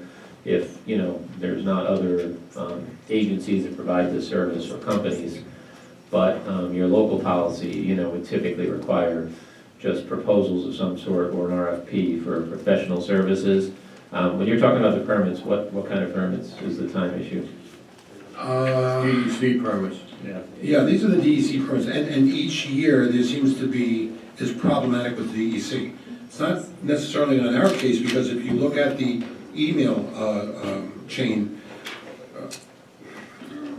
at the end of the day, we're responsible, but we can't inspire the DEC to do things according to what we consider to be reasonable. They're gonna do it according to what they have, they've ordained for themselves as to be responsible, so. All right, You can do it, I just, if you wanna do it, and well, part of the problem that I have with it, and I'm not against doing it this year, but I've always said for several years that it has been problematic, and I'm sure it's probably on the DEC, not on the Allied Biological, which we've used for quite a time now. But what I've noticed, what happens is when you have the same company do it over and over and over again, not that they do it on purpose, it's just business nature, they can get a little less sharp with the pencil. And I just think that maybe for next year then, we should start this earlier for once.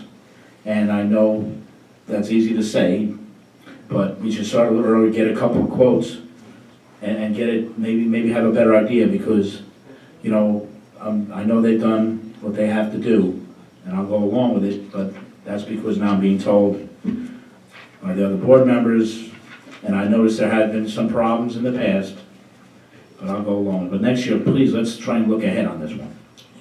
Thank you. You know, I mean, Jerry, just because they sent us this annual price doesn't mean we can't negotiate it down. I don't see why the Yeah, right. supervisor can't call them and say, hey, listen, you know what, our board is hesitant with regard to the price of it. I'll do that, that's for sure. And, Okay, you know, that I makes got, sense. just, Just to keep it on, just to keep it, I'm not gonna say honest, I know they're honest, but to keep it as best we can as far as for the pricing. Even if you mention, even if you get a couple $100 or something to make it where they're aware that we're watching the price. Yeah, I would also, if the board doesn't have a problem, Mike Egan had sent me an email today, yesterday, and you had specified that we should have in the contract, Mike, what we want Solitude to do, but I'm kind of lost because they do outline their work in here, so if there's something specific you would like added, Yeah, when I looked at the contract, just Tony, if you could come up to the mic, please.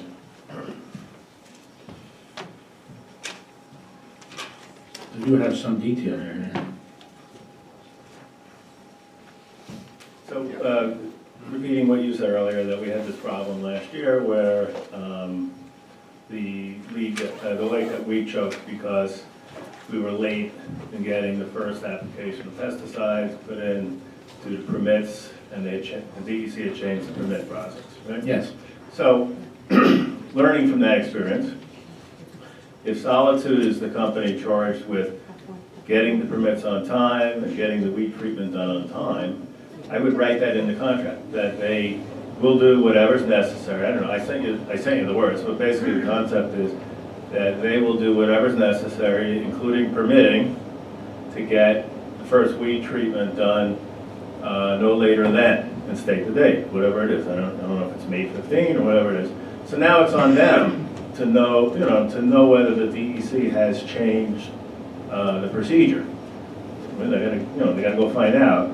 I guess sort of echoing what Jerry said about keeping them on their toes with the fee, same idea with the responsibility, because whether it's Christine Tucker or any one of you, it's not your job to know that the DEC has changed the procedures. It should be their job to know that, So that's all I'm saying, is I would write that in the agreement, that they will do whatever's necessary, including permitting, to have approvals and make the first weed treatment by whatever the specified date that we want is, and the second one by whatever that date is, unless otherwise agreed to by the town, if something comes up. So, is that clear, Tony? Yeah. Yes, I'm gonna forward the wording that you had in the original email to Christine and Supervisor Doles and the rest of the town board, so we Do I understand. send my bill to, Sorry, you could send it to Mr. to Nugent. Mike? No, Mr. Nugent. Thank you. Thank And you. also, while Thank we're you. discussing this, we should strike paragraph 14, to have, town paying attorney's fees if they have to collect. I usually don't go for that provision in any contract. Okay. Right, and regarding, thank you, and regarding Solitude, and I'm looking at it right in front of me, there must be, for the month of, from 5, I can't go that far that back here without going into the server directly. From 5/9 beginning, so that's May, we have tons, literally, at least 100, more than 120 emails back and forth with Solitude. I think Solitude, there's more back and forth with Solitude as to where the permitting or the applications stand. And much of this, and again, I can't do this without going into each email, so much has to do with the DEC. So setting a date is artificial. It might be, at least a target, something that we can, hope for. But the DEC does what the DEC wants to do, and well, it is. It's because I'm going over this. This takes more we all realize how long it takes the DEC to decide on anything, whether it's something which has to do on the other side of 17 or even this. It takes forever. This is no exception. But I knew you'd bring that up. yeah, because this is a No, you're perfect right. It's example an of taking forever to get something. We're still talking about carp, 13 years later, sterile carp, and the same person, no less. But I will give credit to I have Allied no problem Biological. calling them up. I have no do it. I have no problem Yeah, trying to absolutely. handle, for a discount, which, you know what, why? He doesn't Steady customer. Cardone is right. If you don't ask, you don't know. But in terms of trying to nail the DEC down, again, we can try, but we have tried. John, It doesn't hurt to put it in there. everyone has tried. Directly, indirectly, we have tried.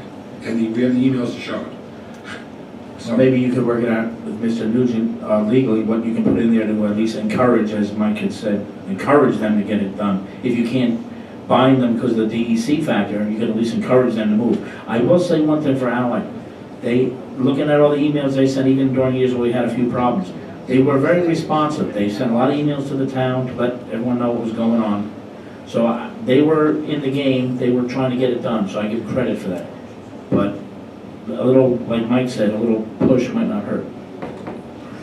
And I'd also like council to have final approval on the contract. Can someone just explain, there's the document from the Solitude Lake Management, and then Allied Biological following it. And they wanted the same.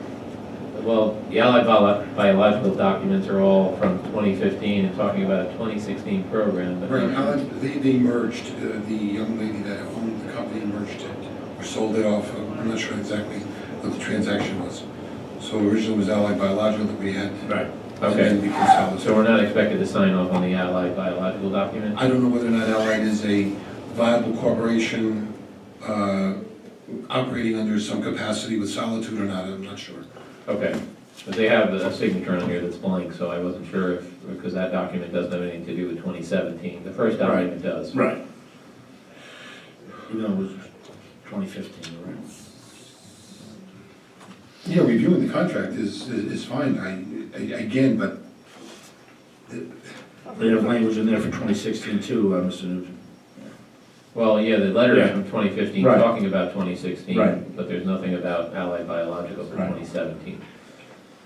uh, Look, we can, A merger of some kind, perhaps? yeah, so anyway, we can take this document and just send revisions, and if you want to, I can include Mr. Egan's recommendations as well. yes. Okay. And Harley make the phone call about the price, right? Yeah, that'll do, but, yeah, and Allied, Mr. Nugent, we can do this at a different time regarding, and I'll try to get you a little bit more of a tightened up idea as to what the relationship between Allied and Solitude is. Yeah, I'm only concerned with, what we're going to sign, so if it's just the Right. first document, that's fine. I can review that document, and then we can put language in, and if somebody in the meantime wants to see if there's another service and at least get a quote, you're free to do that as well. And we can let this company know that, we have to look at some others, and, do they want to stay with this price? Because as I'm going over the emails right now, you can see the overlapping times of where Solitude and Allied are actually part of the same email discussion. So they're used somewhat interchangeably. If we need to know exactly what the legal construction is, you know what? No, I'll give her a call, maybe she's got like I just a want to little brochure know that says it. what they want us to sign, and that's the document I'll look at. Okay. Maybe move on? Okay. We have for,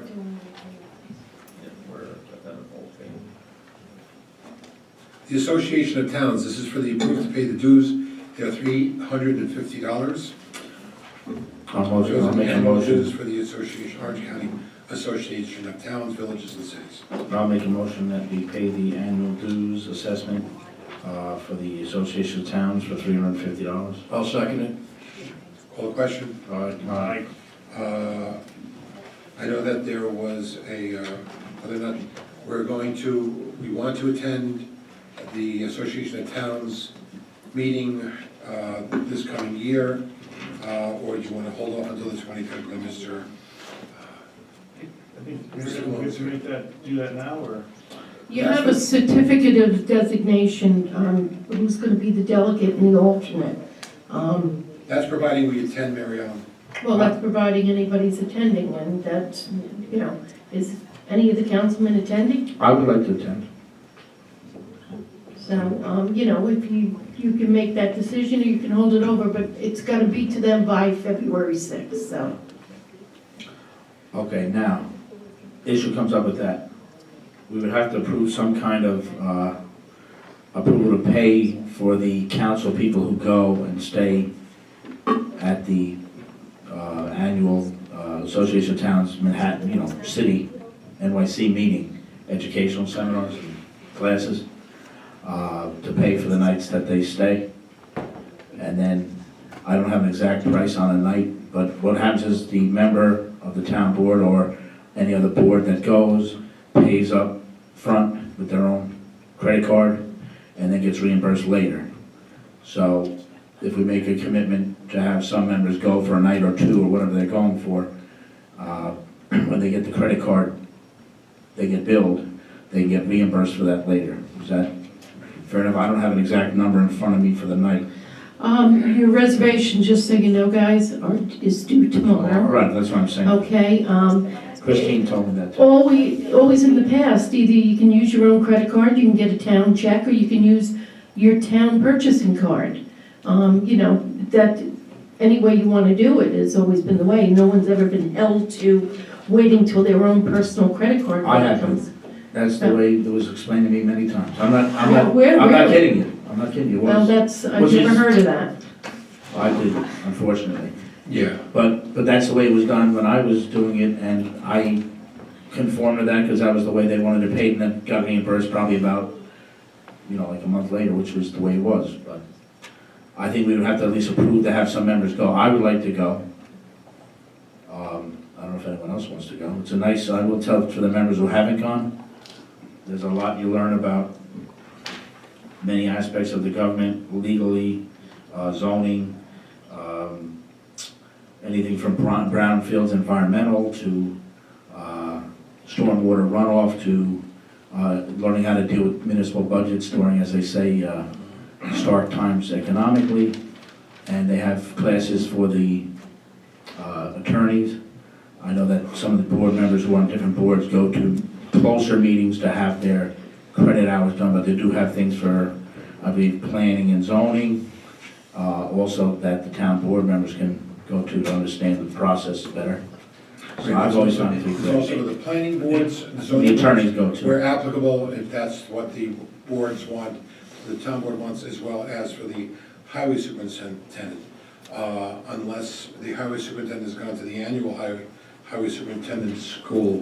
Did you have a chance to do that, Jeff? No, and I gotta tell you, it's a bad time of the year for me, you know, it's a bad time of the season for me to get out, so to speak, let's put it that way. So I think you've been attending that school for about the last 25 years or so, right? Yeah, I think so, but I mean, and they do have some very good things. All right, yeah, that's cool, But- the School of Hard Knocks school. But the highway superintendent school, I don't think that anyone from the, I believe that, and John, correct me if I'm wrong, you may not remember this, the previous highway superintendent, in the 4 years that he was on, never attended the highway superintendent, I don't know, I think he went down to the city twice, but I'm not sure if he went to the actual school. He was at the city at least once, Yeah. but I don't know. Which I is don't know still, if- is still, for me, and to be honest with you, I'm in a plow truck too, so for this time of the year, it's not good for me. I can tell you right now, I can't leave my guys hanging because I gotta be around.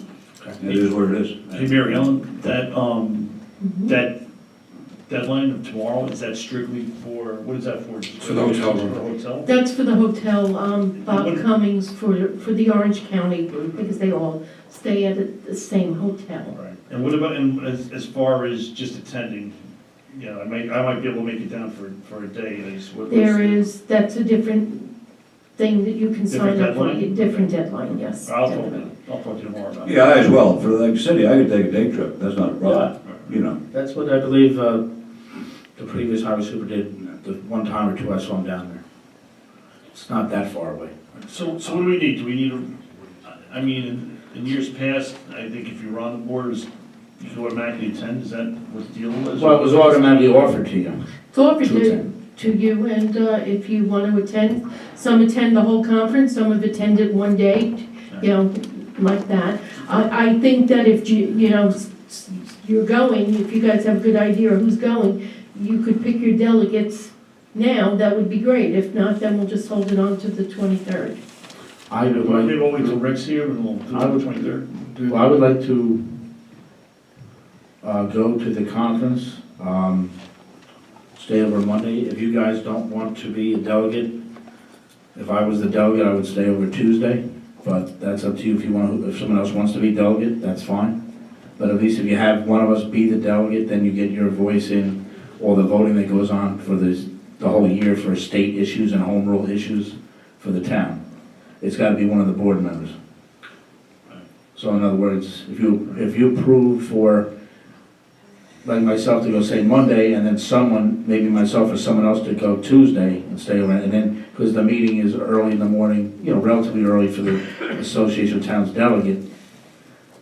I mean, I would do it if I don't have work obligations that day, but I can't promise that. It's authorizing usually for two, Mr. Yeah. McGinn, it's usually authorizing for 2 nights. Right. And you don't have to do both Last year I nights. didn't attend, I don't know if I attended the year before, but generally it's 2 nights, and that's. All right, I mean, we can still hold, I mean, you Yeah. can still do the 2 If you nights. don't- We'll wait till Rick's here and we'll pick our delegates, how's that sound?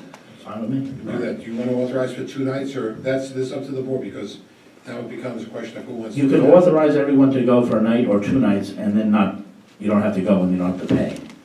Then you have a little time to make up your mind then.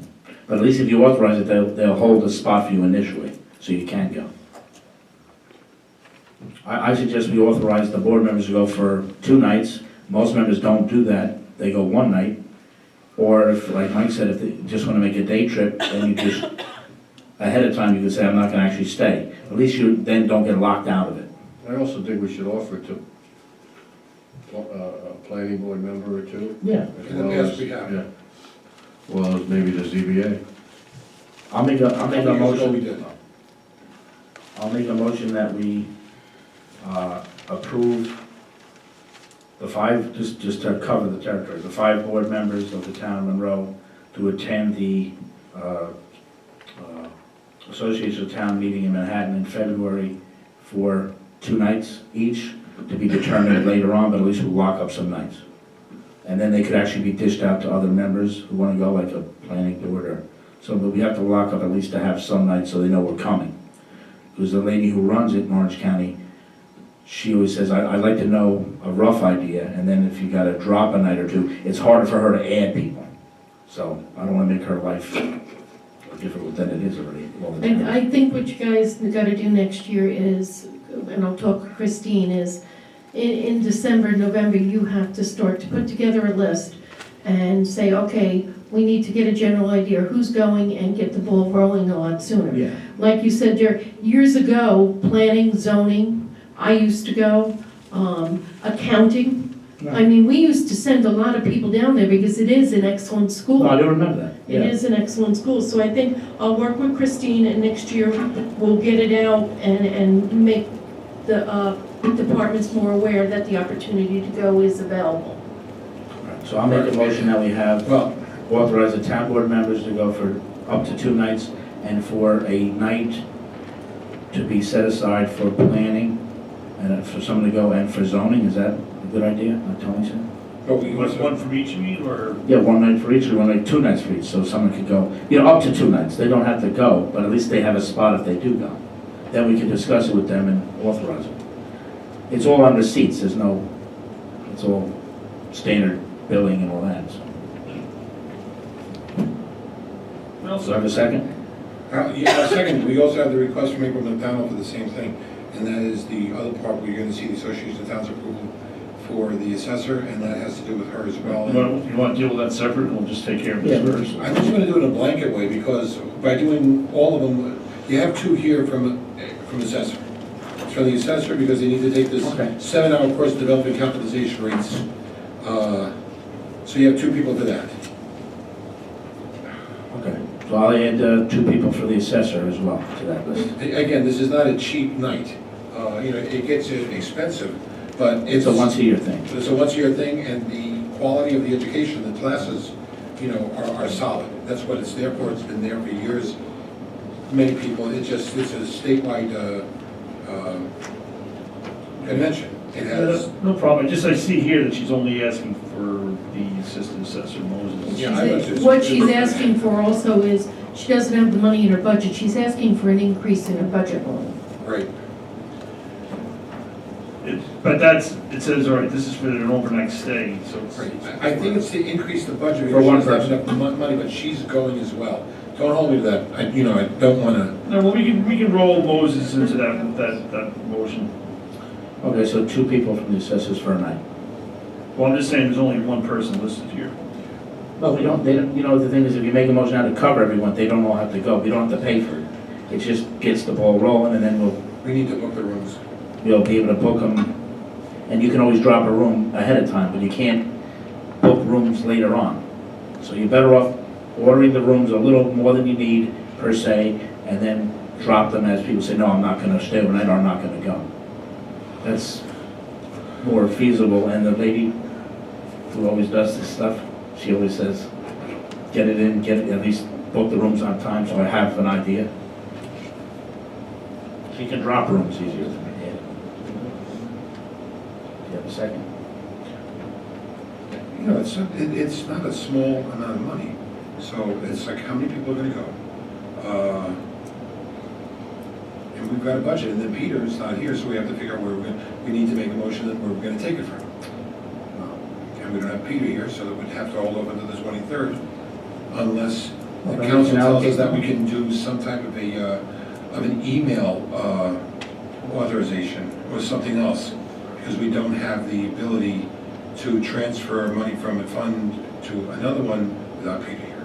Can I ask a question, Marty, while Yeah. you're saying that is, and I don't look at your budget lines, I just look at my own, is, if you don't, then maybe you need to put in a budget line is, the town council and the supervisor should have a meetings and education line, and that money should be appropriated every year in the line, so it's there. Mary Ellen, you know what happens? Every year, we wind up doing the same thing.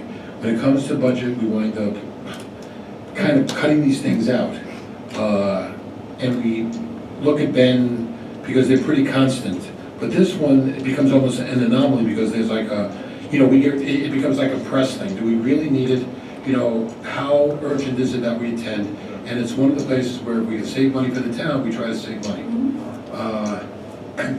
Just how it was years ago, lots of us went. Now, fewer go, not because I think there's a lack of desire to go, but because it's not cheap. It's I think years ago, and I'm not saying just Monroe, but I know Monroe was singled out, and this is going back, as well as a number of other towns Yeah. and villages, because of the high cost. Yeah, it was always in the Times Square record. Sometimes it was, yeah, right, it was the Times Hall record.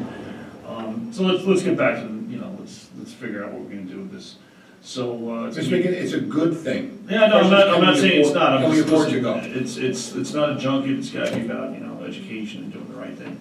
So 2 nights for the board members, 1 zoning member, 1 ZBA member, 1 Planning board member. planning board member, and, 2 assessors. I think she's I gone, but think it's already in she's the gone, I'm budget. not sure. It's well, 2 she didn't assessors. put it down here, all right, we'll put the She's assessor gone. and the assistant assessor. She's But she gone. may not have put it down All right, because all right, she well, needed an increase in the We'll budget. we'll enter in there, if she's not going, she's not going, so for the assessor and the assistant assessor. So is that the motion Yes, for 2 nights yes, For up everybody? to 2 nights, yeah. and registration fees? Right, Okay. Call the question, well, second. second. Call the question? Aye. Aye. Aye. Okay. The next item is the, That's it, we're done. no, I'm sorry. Assessor, We need the part, no, we already did the assessor part. you didn't do the increase in the budget, huh? We don't need to increase the budget because we're paying for it, so we don't Okay. need to increase it. But we do need to remember to make a motion for the 23rd to ask Mr. Martin, and I'll do it in an email as soon as we get done, to make a motion for us to transfer money from a line to another line to pay for this. Okay, so that I'll take care of. You don't wanna do the increase of $835 for her? No, because it's in her budget. Okay. She's not, otherwise we have to make a separate motion. She's No, it is a separate motion. It's a budget motion. Well, she's requesting that, but listen, we'll talk to Peter and he'll Okay. take it. Listen, he's probably gonna throw it on the card initially, and then he's gonna have to figure out where he's switching the money to cover the card payment. I believe that's the, we have privilege of the floor, and we apologize, it's 10:30, and this is, Before you, privilege of the floor, we have to set a public hearing date to discuss the extension of the, possible extension of the moratorium, and, I think it's going to expire February 4th, I believe it is, so it's gonna be before the first meeting in February. So, I'm gonna make a motion that we schedule that for the 23rd at 7:30. 23rd of, 23rd of January at 7:30. I'll second that. Can I, can I ask why you don't want it earlier that night? Is there something in the way? I'm just, because that's the normal start of the meeting. We have another public hearing at 7:15 that night. How about 7? Well, don't we have one at 7 now? Yeah, it's as well? 7:15, I figure we'll go with 7:30. yeah, well, you know why? Because this is not gonna take 5 minutes. This is, I'm okay with it, I'm just thought that normally what we do is we schedule them. Yeah, I know, I'm just saying, we're already starting at 7 as it is. I Okay. wanna go 6:45, but you know it's not gonna matter. well, You if know you what I do mean? 6:45, you're gonna have to change the other ones to 6:45 that way, because this is the one that's gonna take the time, the other ones are gonna be pretty Well, quick. that's what I'm saying, 7:30. All right, no, I just Be- want to be the one with the logic we're using, okay. I'm in agreement. I'll second it. For I seven started to it. seven. Call the question? Aye. Aye. Aye. Mr. McGinn, is there anything else? Nope. Okay, ladies and gentlemen, that being said, we're going to move to privilege of the floor. For those people who have signed up, Ariel will call your name. We welcome your input, and we invite you to speak to the Vivian? Vivian. Dan Burke.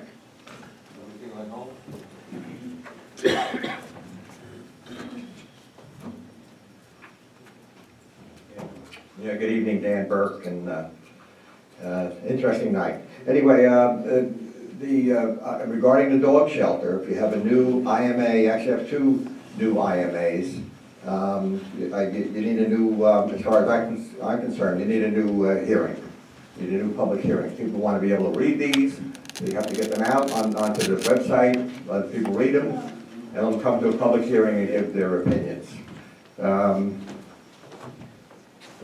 the year has ended for the movie theater, the year 2015. It'd be nice to have a summary of money taken in, money expenses out, and let's get an actual number that the town stands behind as to whether what the theater costs for the year. Also, a year ago, I suggested that the Boudinna Basin Joint Operating and Maintenance Commission, that the town board take a look at having it done by a contractor. And my preliminary estimates figured we could save the ratepayers $150,000. Whoa. That's worth looking at. And it doesn't have to be a complete plan. And Mr. McGinn is now on the commission. He could talk to Mike Edsel, the town engineer, and ask Mike Edsel to give him a price for analyzing and setting up and seeing how much it would cost, what kind of a request for proposal you have to put out in order to get a contract to do that. There's a big savings of money available there, and right now we're in limbo with that commission and with an IMA that's been expired for over a year. We could use a monthly report on the solar farm. It was supposed to be open a year and a half ago. I'd love to know what happens every 2 weeks or every month. It'd be very interesting. The board might consider also maybe once a year a daytime meeting. If it's scheduled well in advance, maybe the board members would be able to be off that day. You'd be able to have town employees come and meet the public and make reports. Consider it, and if you think it's a good idea, see if you can make it work. Association of Towns, if you can go. That is so valuable to a board member and a town employee it should be definitely taken advantage of. And one question, in Walton Lake, there's a tax assessment for weed control. Homeowners around the lake have to pay a certain amount of money each year, and there's a fund for it. Matter of fact, the fund kind of builds up because those carp ate the weeds, and there's not a whole lot of a weed problem there. Now, Round Lake, somehow or other, the financial responsibility for taking care of the weeds in Round Lake, instead of being given to a tax district of homeowners around the lake, has fallen to the town board. And I don't know what the difference is between Round Lake taxpayers and Walton Lake taxpayers. So maybe you could discuss that and enlighten me. Anyway, thank you very much. Thank you, Mr. Burke. Is there anybody else? Ward? And Ward Brower, private citizen.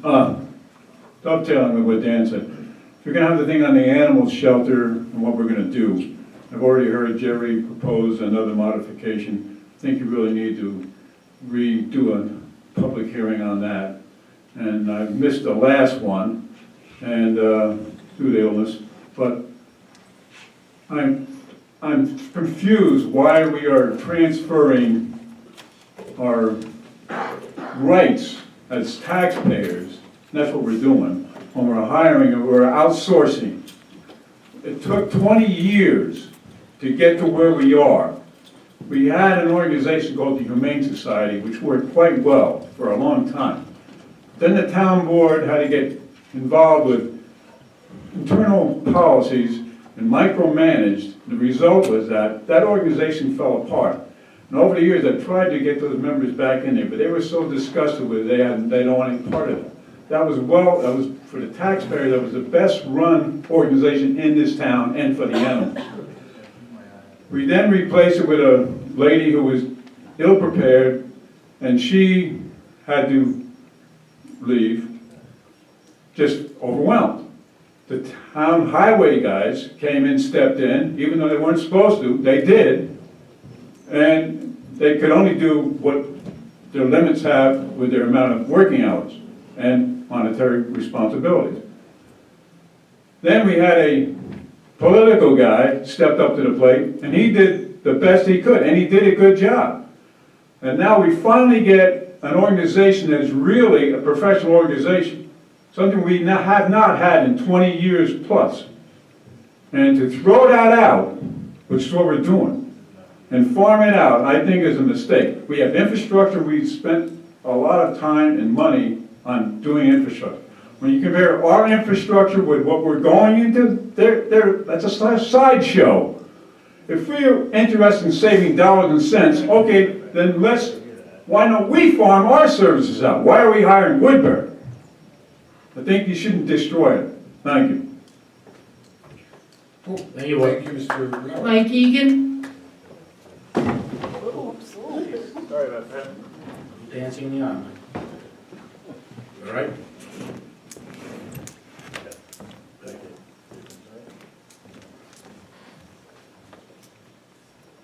A month or so ago, maybe a little more than that, I asked a couple of questions. I asked for a response, I didn't get a response, so I'm going to add a third question tonight. So I asked at a meeting of public hearing why the town had joined a legal filing by the village of Curious Joel to send the decision on the 507 annexation environmental review back from the appellate court to the Supreme Court that had just decided the question of the annexation of the environmental review for the 164 acre annexation.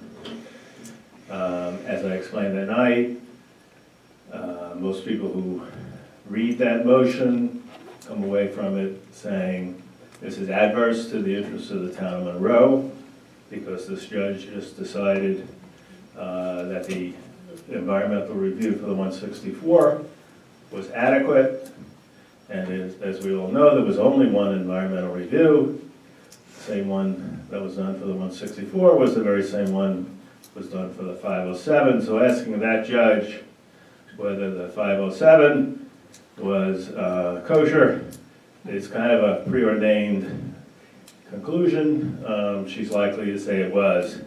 And since this town board voted against the 507, it wouldn't seem to be in the town's best interest. So I asked the question, why did you do that? A, and B, who authorized that? I didn't get an answer. I'd love if I could get an answer. It seems that, I have a right to know that, I would think, and then, The date, just, well, I'll just leave it there. So those are my two questions. the reason is I'm digging through the date on that was, I believe, 11/28 or thereabouts. Just It sounds about right. All Yeah, right, just bear with me, because yeah, go ahead. no, I interrupted you, guys. Oh, no, and really, that was it. I just wanted to know, why did the town join that motion, supporting sending it back to the Supreme Court Justice, Correctional Laws? And why, who authorized our attorney to do that? And then I guess the last question is, I don't mean to be prickly about it, but I would like to also ask why I didn't get an answer, one way or the other. Thank you. Is there anyone else? May I then respond to Mr. Egan? What? Go ahead. Okay. It's time, right? You can respond. Now, Mr. Egan, I'm doing this as quickly as I can, because here we have embedded some attorney-client correspondences that that I would not be allowed, unless the board says yes, to be able to discuss with the public. I mean, Mr. Donnelly basically said that we, I don't mean to cut you off. No, But he's please, saying that we shouldn't, because of, this is a pending matter of litigation, and there are people that are, have an interest against the town in this litigation, it should not be something that is discussed publicly. That was his advice to us as our attorney on this matter. As, you know, I've always taken the advice of our town attorney and Mr. Donnelly in this case, so, for my own personal, opinion is I would pass on that at this time. And not anything against you, of course, Mike, but it's just, you know, that's what he's saying, and, I'm gonna take his advice on that. Mr. Egan, let me do this, and with the board's indulgence. Before you start, did you hear what Mike was saying? No, I understand what he's saying, I'm trying to say something to Mr. Egan. All right. I will. You can do what Mike McGinn is saying. No, Yeah, I do, no, I appreciate what he's saying. I- However, if you want further explanation, and I will put together the dialogues, the emails, I will send them to the attorney.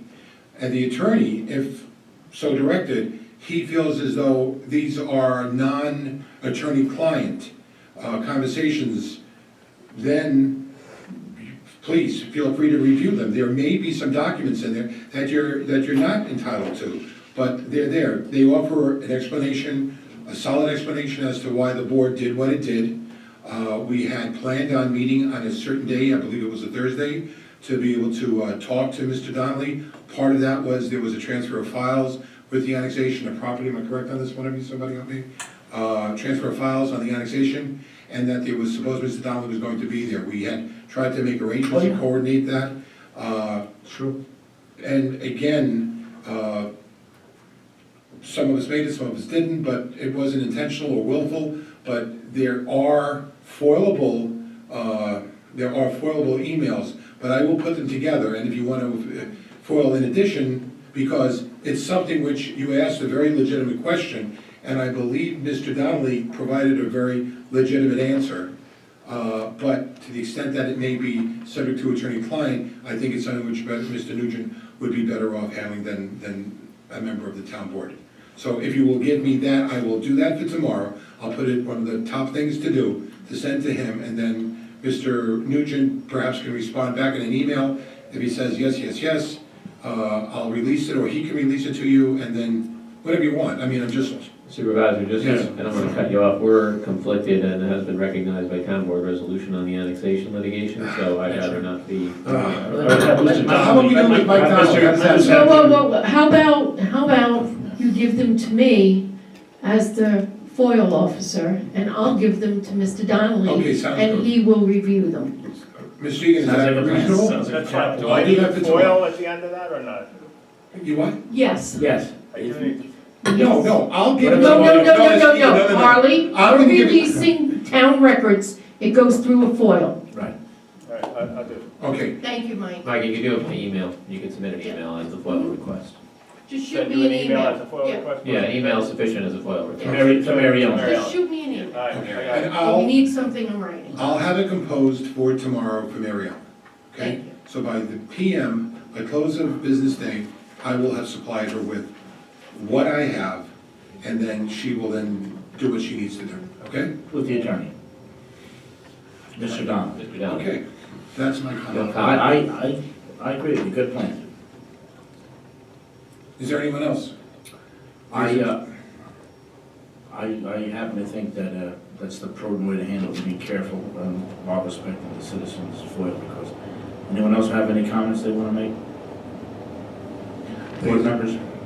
Ladies and gentlemen, I'll defer to someone else first. Some people have said that I get long-winded when I respond, so. we meet Tony or at Mike? 11 o'clock. Tony or Mike, anyone? I'll respond quickly. Okay, Mr. Egan, at a previous meeting, I'll bring up an important topic. You did refer to tactics and legal tactics, and which you are more than able to form your own opinion on tactics for the town as a member of the town. But you did sort of infer or refer to the fact that, or imply to the fact, I'll get the word right eventually, that you would kind of make things last a long time rather than handle them in an expedient manner. Now that comes down to a thing where I call a stall tactic. And the town board cannot be involved in stall tactics. Now, do things take time in the legal system anyway? Yeah, they take a long time. Do they take a long time with the DEC? Oh yeah, they take a long time. So that's already built into the system. But I don't think the town board or our attorneys make decisions in order to have any kind of a quote-unquote, on what I heard, kind of dragging things out a little or stalling them.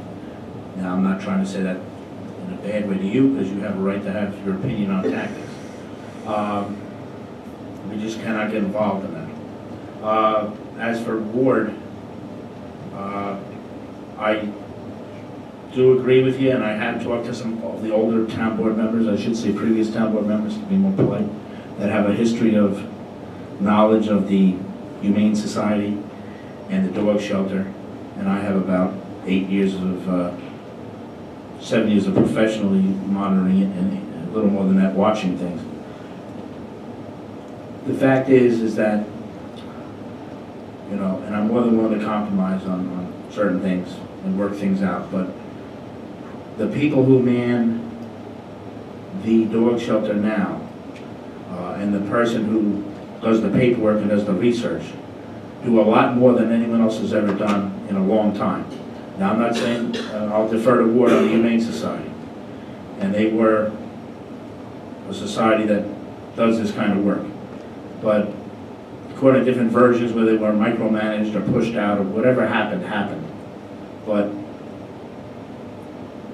when you then have it where your highway guys are doing it, instead of doing it work that they have to do for the highway department at a much higher cost than we pay now per hour, because that's what they get in their contract.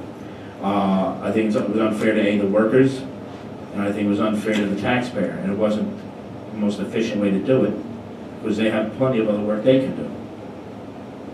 So I think we're going down the wrong road by doing this, and I think you bring up a good point that other citizens had at the public hearing about having us, I think Johnny Dupree said this, we're bigger, we have more money, more infrastructure, they should come to us and we should make money. Because what I think is going to happen is we're going to be paying to upgrade their facilities, we're going to be paying to hire people to work for them, and to make their operation a better operation. instead of continuing on with ours, which is getting, in my opinion, better and better. And if you looked at, and I don't often look at it, but people show me these things sometimes,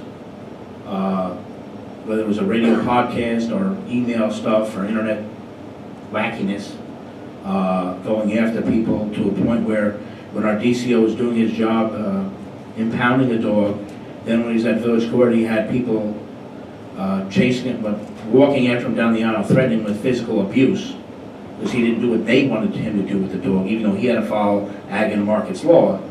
That's what we're dealing with here. And to me, this is going after people. This is not doing it for the best interest of the town or the dog owners or the taxpayer. And I do have a problem with that. And I think that's been borne out already, and I think it will continue to be. Lastly, Dan, Mr. Burke came up. I agree with you, the TMAC reports. I'm going to talk to Peter tomorrow. And I know Mike has also asked for those. I'm going to ask that he gets them out ASAP. The solar farm project is making progress with permitting and everything else like that. So it is slow and incremental, but it is making progress. I have been calling the company every once in a while to shake them up and say, hey, we got to get things moving, and they seem to be moving it, as well as the county departments that have to deal with us with the permitting. I think they are doing the job as quick as they can because they're backlogged at the county level. And Moodna, with the 150K, and I know I did ask you to look into that, and I appreciate you doing that on your time. Thank you very much. Privatizing it as far as getting into the town end of it, not the Chester end of it, but the town end of it, to be done by a private contractor. If we can save 150K on that or close to it for the residents, I think that's a great thing that we ought to pursue. Also, I feel that having spent several years on the Mood Commission and trying to move things in a certain way, I think the town of Monroe's efforts, and I'm sure Mike and Rick are trying, as well as Peter Martin, I think the town efforts for years there, I think it did improve it for the town residents, but not nearly by as much, because we're 2 votes out of 6. And that takes, like I think Ward said, like the dog shelter, it's giving up your autonomy. And when you have 4 votes that you got to try and overcome, you can't really represent your taxpayer the way you should.